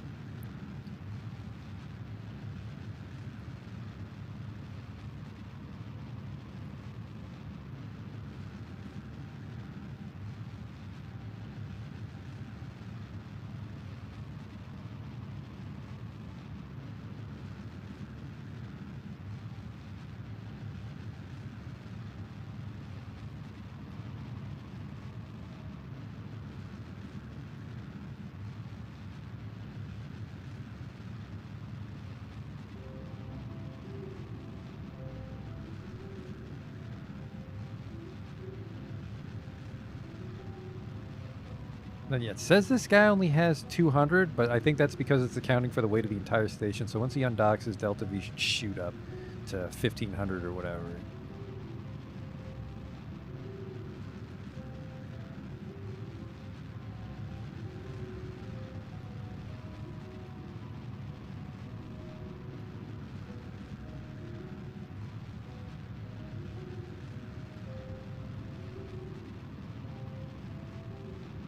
I don't see the hinges. Did they get snapped off or something?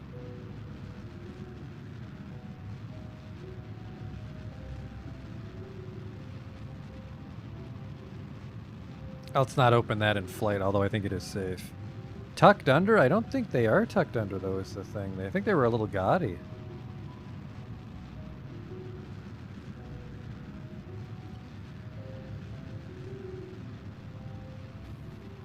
Hey Wags, yeah, fuck. I do just want to get to Duna, but then cool stuff like this keeps popping up. I keep telling myself I want to get to Duna this week, but it's already Tuesday. And it's going to take most of tomorrow to finish this mission to the moon, and then we have to get... I kind of want to get a station identical to this in the solar orbit for our other contract, but we might just do a solar flyby and then just really start rocketing for Duna, no pun intended. Because, yeah, I would like to be done the game this week. It's been 2 weeks with Kerbal Space Program. I've had a lot of fun with it, but it's time to be hitting the dusty old trail.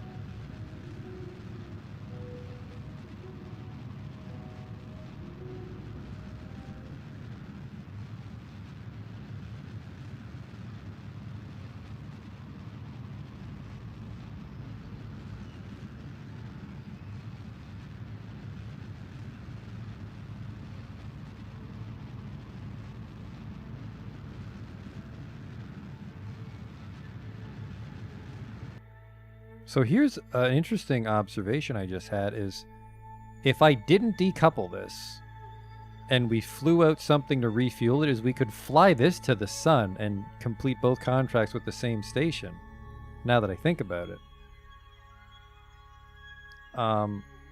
Because we would just fly out liquid fuel on the Backstreet's back tanker, wouldn't we?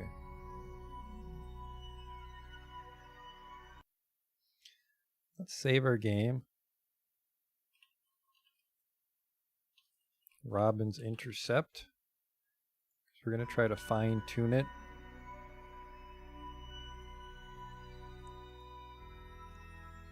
So you think once I get about halfway there, we can make some changes?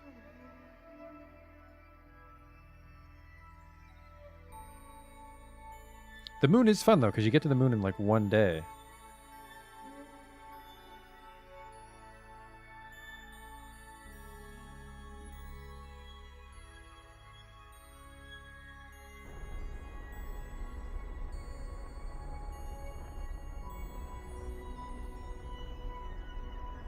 Or would I not be retrograde? Would I just be radial? I'm guessing radial based on how low that's going down. Where the fuck are my radials? I kind of want to fix my node, but I'm nowhere near it. I'm almost a whole degree off, but that doesn't really matter, does it? There's A radial. I see A radial to the north.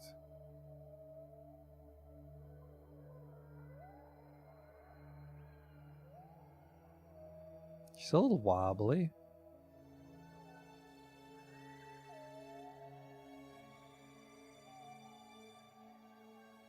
I'm having a bit of trouble bringing her radial. What the fuck's going on here?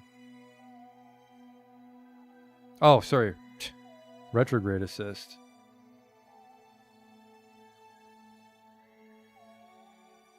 Let's do radial. Radial seems like an interesting maneuver. I never do them. Only started doing them just recently with my Minmus rendezvous. I think that's the wrong one.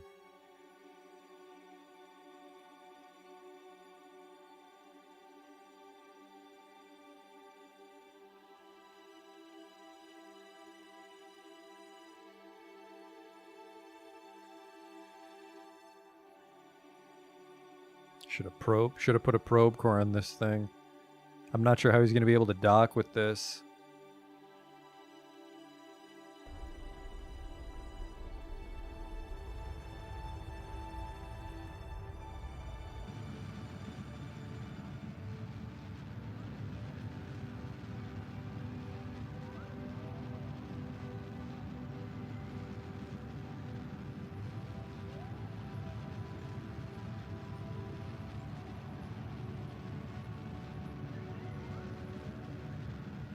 It's actually moving over very slowly, which concerns me. I guess we don't need much. We only need 300 to circularize, but it looks like I'm burning a lot off doing this. Yeah, I just realized I'm not sure how we're gonna get back up to the station because there's nothing on the station to control it. So if he comes up on the wrong side of it, the station can't spin around to meet him. We're going to have to waste a lot of RCS lining up with the docking port.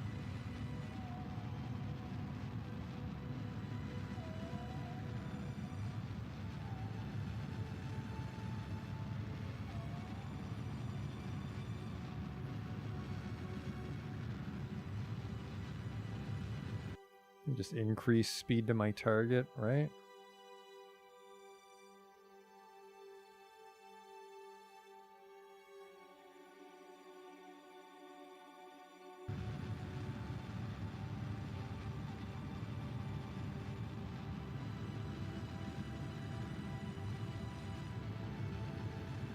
Where'd my periaps go?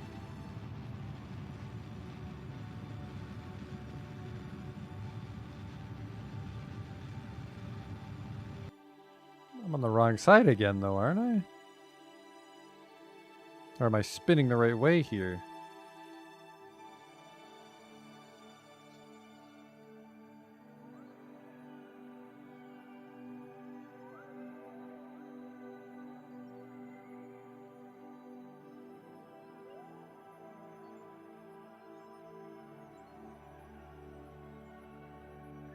It'll spin clockwise, so this is fine. I can follow this in.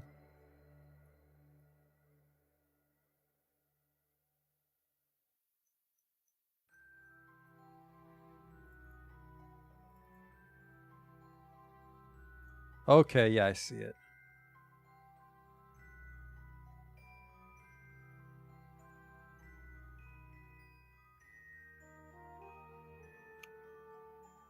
Oh, isn't this the guy I have to save? Periapsis rocket supplies.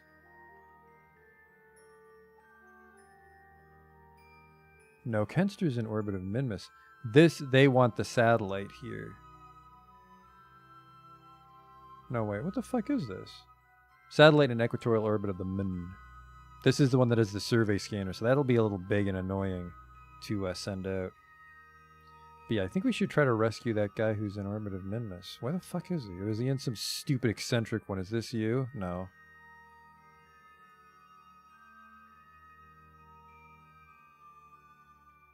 I think that might be him. Or is this you? Kenster's Heap. Oh, man. Yeah, I'm pretty sure the lander can rescue you.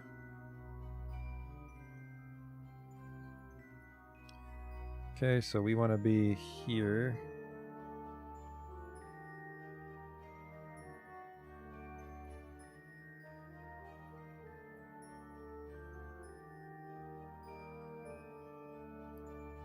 Let's go to here.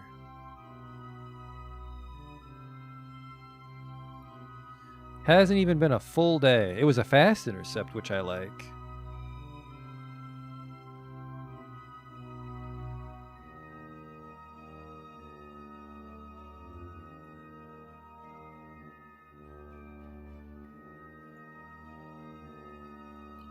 And then we just have to hope that that is enough time to kill my orbit. Because I think 30 is good for the moon. 35 by 35. That sounds like a good moon or orbit. Because too big and the lander won't have enough fuel to catch up to you.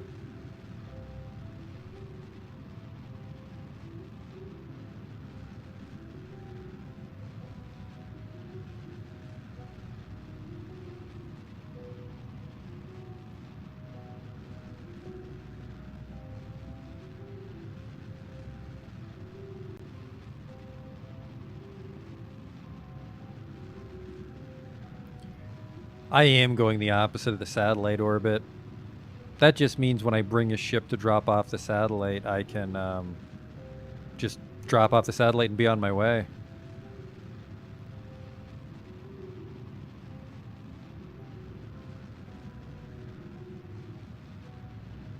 Pull straight up towards the blue. I think we're fine. I think 35's high enough, right? You don't get pulled into like under 10. And I think 35's more than far enough away from all the mountains and shit. It's kind of dumb they wanted me to put a surface scanner and an equatorial orbit. You want a polar orbit for the survey scanner.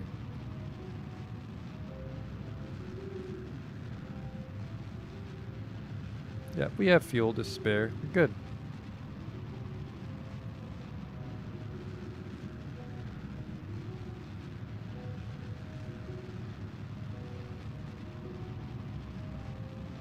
Appreciate the tip.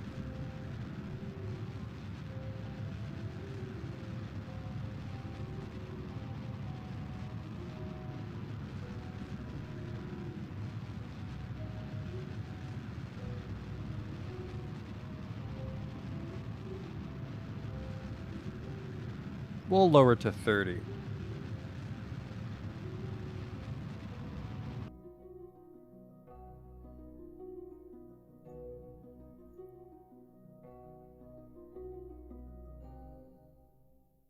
Dokey.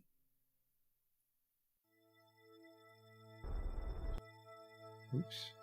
So 34.3 by 38. Let's bring that down.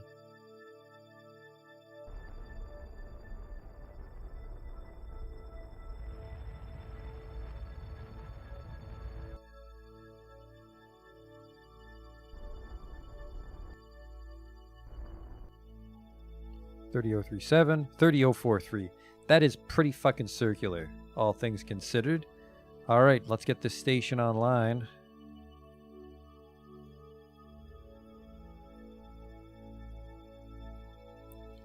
Deploy solar panels.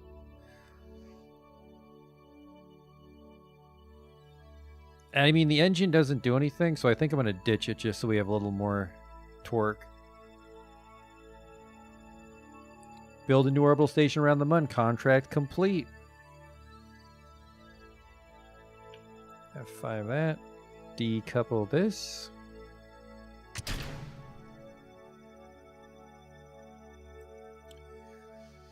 And then Signy just has to get down to the surface of the moon.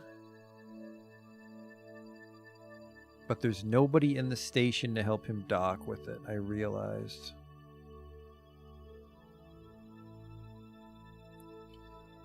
It is very dark. I think we're orbiting the dark side of the moon right now. Well, there's Kerbal, though. Max, did you actually find some sunlight? Are we generating? We are not.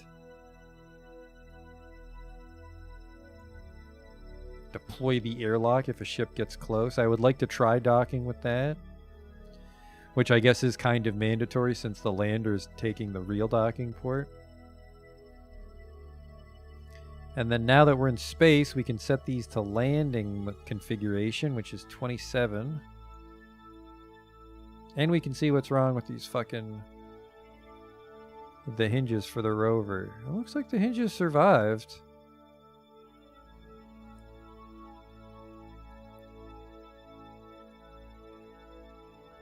Oh shit, it looks like only one survived. Oh no, I'm blind.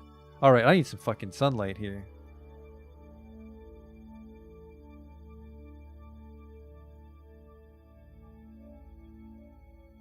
Give me that sun. Perfect. Some nice contrast there. Would you stop spinning away from me so I can look at it? Yep, the hinges are fine. That was weird. They seemed almost... Either I didn't notice them or they were just actually sucked inside completely till I opened it for the first time. Don't forget the goo contract. The goo contract was on the surface of the moon, I believe. Oh, I see what you mean. Yes, because we completed the orbital station. It's been a day because we forgot to do the docking in orbit of Kerbal. Darn. But that completes the station contract. Let's see if the goo contract is up. Because, yeah, that's a lot of money if we get the goo contract here.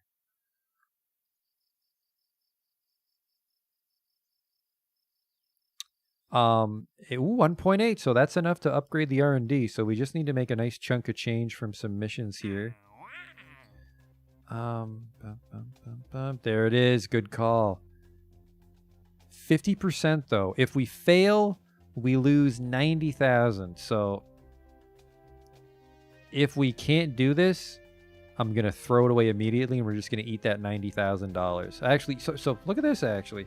We get an advance of 81 and the failure is 94, so we barely lose any money actually. A 10-year duration though, yeah, I mean I could come back in the future in like a fucking anime robot, land on the moon flawlessly and run the scan. Buy a couple Twinkies with whatever hyperinflation makes 300,000 Kerbals worth by then, but yes, this will be big money.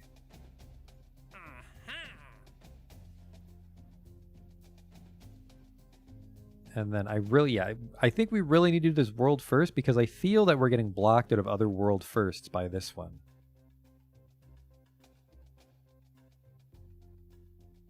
Dock in or around Kerbal.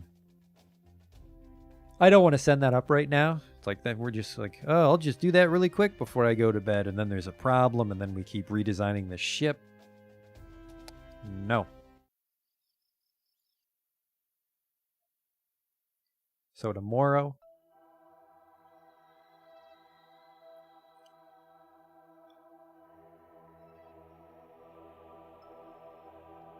can do that on the ground. Oh, right, because it's in or around Kerbal. All right, now we are going to do it.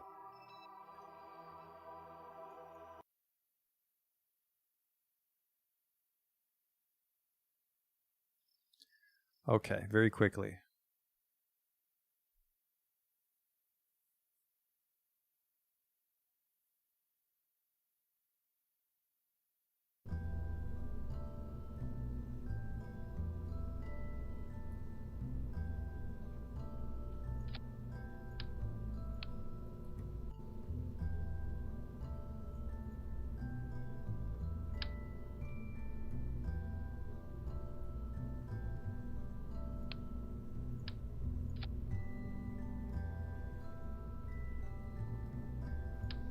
Can't dock with anything but itself, and it can't start deployed.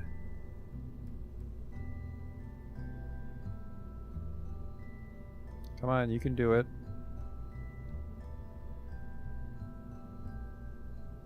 Oh, fuck off already. I know you'll fit. Stupid Stay Putnik. Let's just do it with a command pod then.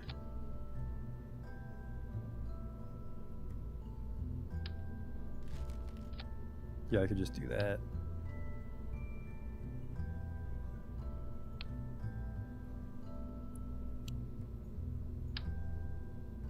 Hope the magnetic force is strong enough.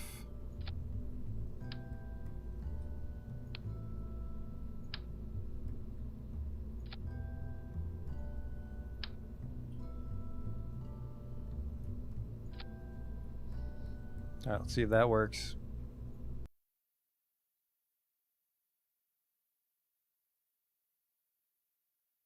So I'm curious if just redocking the original ship counts, or I might have to make two little cockroach rovers.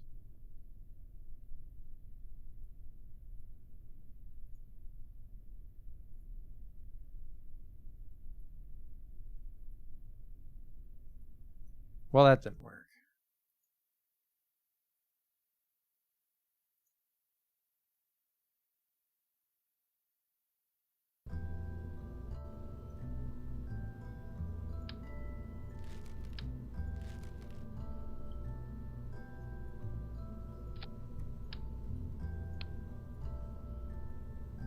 Okay.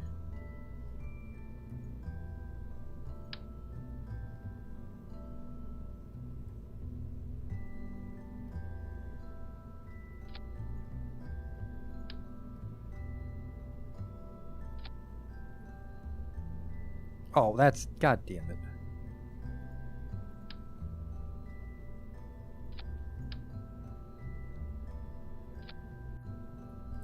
Okay, and then... Junior. Fuck off. Just one.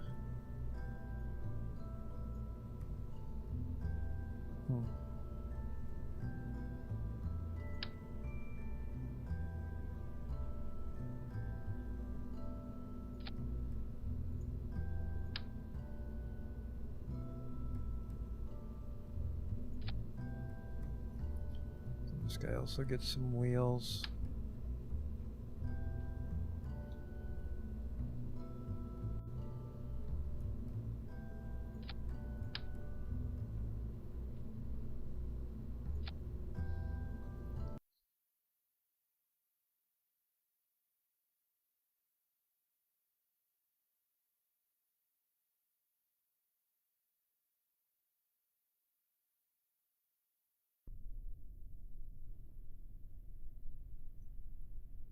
Okay. Decouple.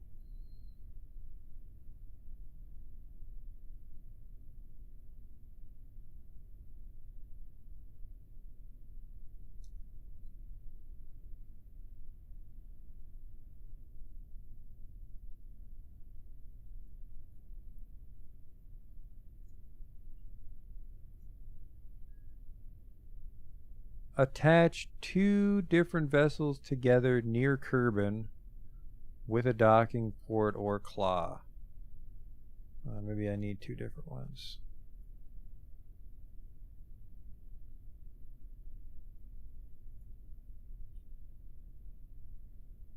Actually, no. It looks like we're still. I can't decouple. Are we still? Are we still trying to snap together? Oh wait, brakes.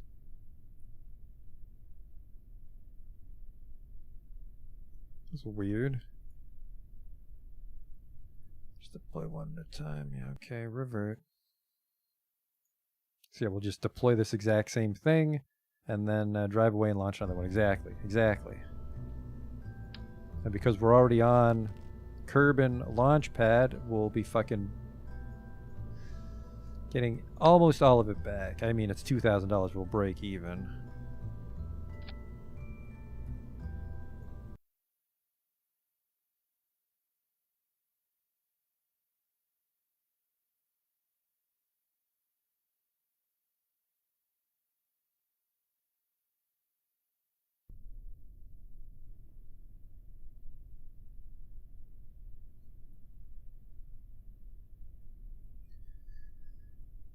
All right.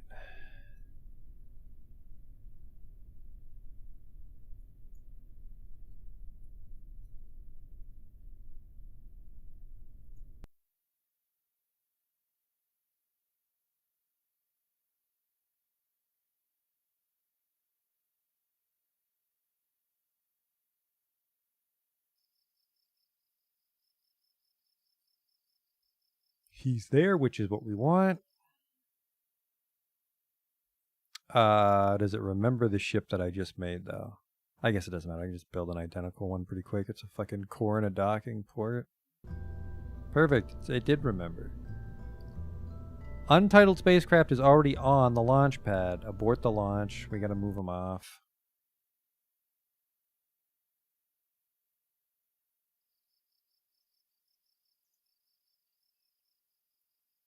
I thought he was far enough away. Hopefully we don't have to drive him really far away. We'll just get him completely off the pad, down onto the road.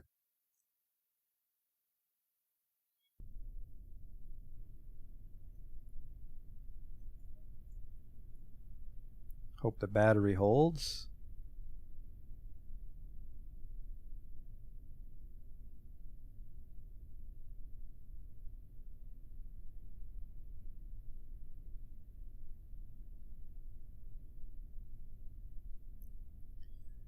Okay. That should be good. Space Center.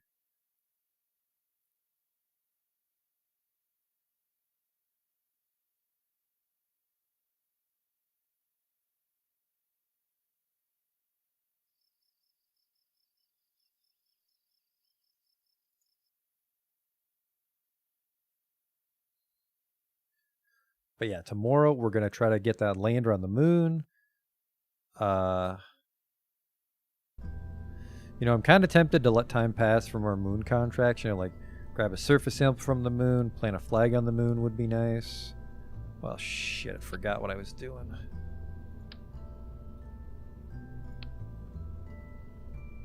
Flag's the front, remember.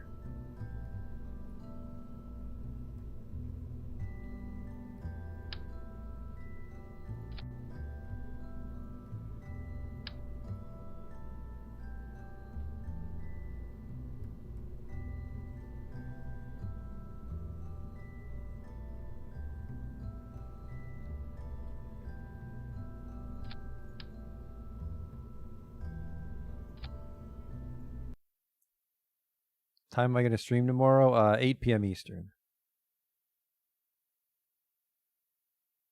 So hopefully we can do a nice long one, get a lot done.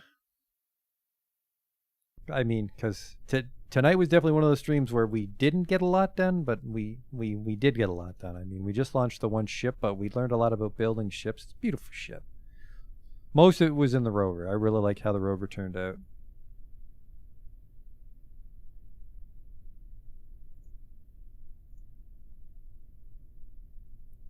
Station was good. We actually got the station up there pretty much on the first try.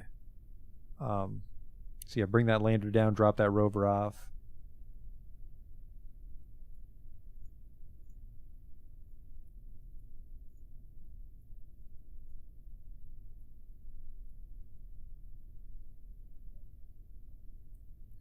Let's get our docking port world first.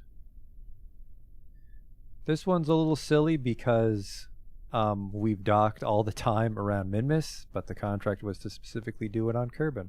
Cover vessel.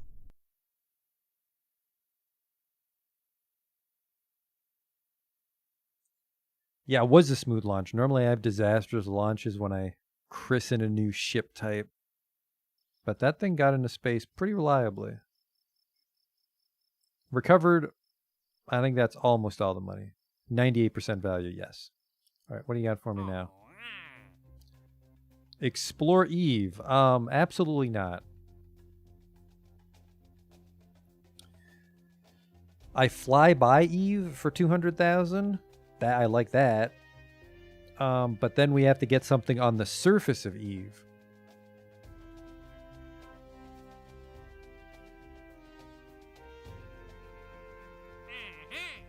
A tundra orbit of Kerbal. Man, 300,000 Kerbals for a tundra orbit. That's just, isn't that polar or is that a weird like offset polar? Oh, not surface. Ooh. We could do an Eve flyby before we go to Duna. Just because apparently it's like, I definitely don't want to land on Eve. I don't want to deal with any of that shit. Just want to get to Duna, but I think mechanically Eve might be easier to get to because you're inside, because it's an inner planet. The landing gear test is free money? Where is this? Oh, test this at the... I mean, it gives us some prestige, doesn't it? Large landing gear? Sure.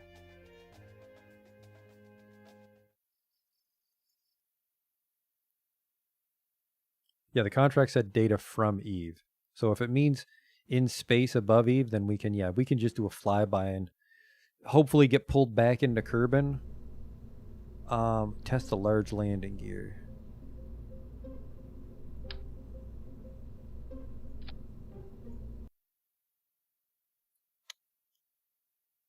It's our little tester bot. Hope this doesn't crush him. Get off! Get off me!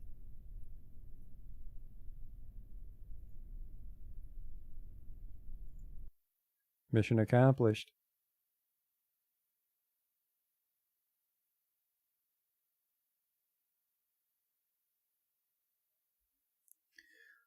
This will be nice though. Because we've been making enough money that we're at 1.9. We'll be able to upgrade the R&D center, which lets us grab the really cool shit at the end. This I don't care about, but I mean, this would have been cool for stations because like you just put some docking ports on those and then you rearrange your station once you're in space. Clampatron Senior, that's nice. Actually, we were that close to a Clampatron Senior on Robin's station. Oh well. Massive fuel tanks. I guess this is if you want to build like Saturn V style rockets. No fucking around engines. These might be nice. But really, we've got the stuff down here. We've got the big boy wheel, I guess, if we wanted to send something to Duna. This is the mining and the better mining stuff. This is Ion for... Ooh, you know what? We could hold out. We could hold out on our Duna goal a little bit longer, because if we get ions, then we can send out some really fun satellites. Very light, very efficient. That'd be nice. Get some solar satellites, maybe send a probe to Eve. Actually, we might be able to just send a probe to Eve for the Eve achievement. And then what do we have down here? We have the no fucking around probe cores, right? These are the ones with maneuver lock. Maneuver hold. Beautiful. Target tracking. That means it'll keep an eye on me when I try to dock with it. I like that. This is there's a drone core that lines up with the shuttle parts. That's a nice one.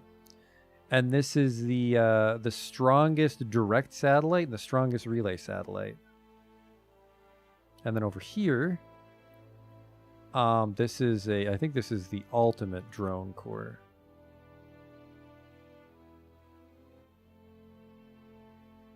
It's got no torque.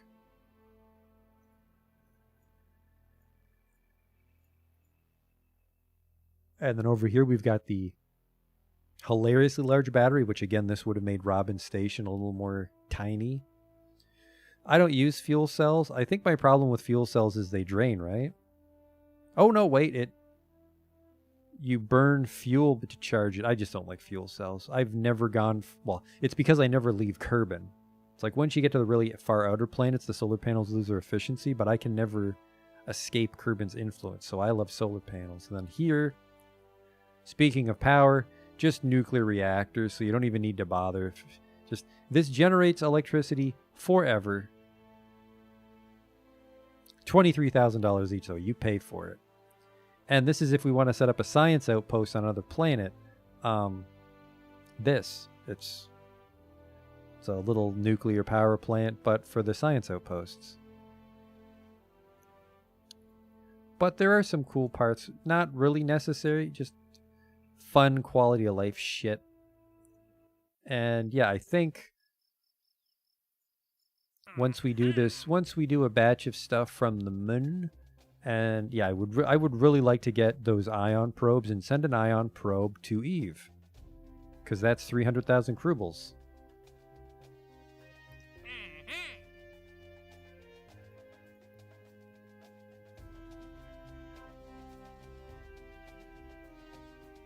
But I hope you enjoyed watching me make a rover for 2 hours, because that's all we have time for tonight, unfortunately. So I will see you tomorrow. Until then, thanks for watching.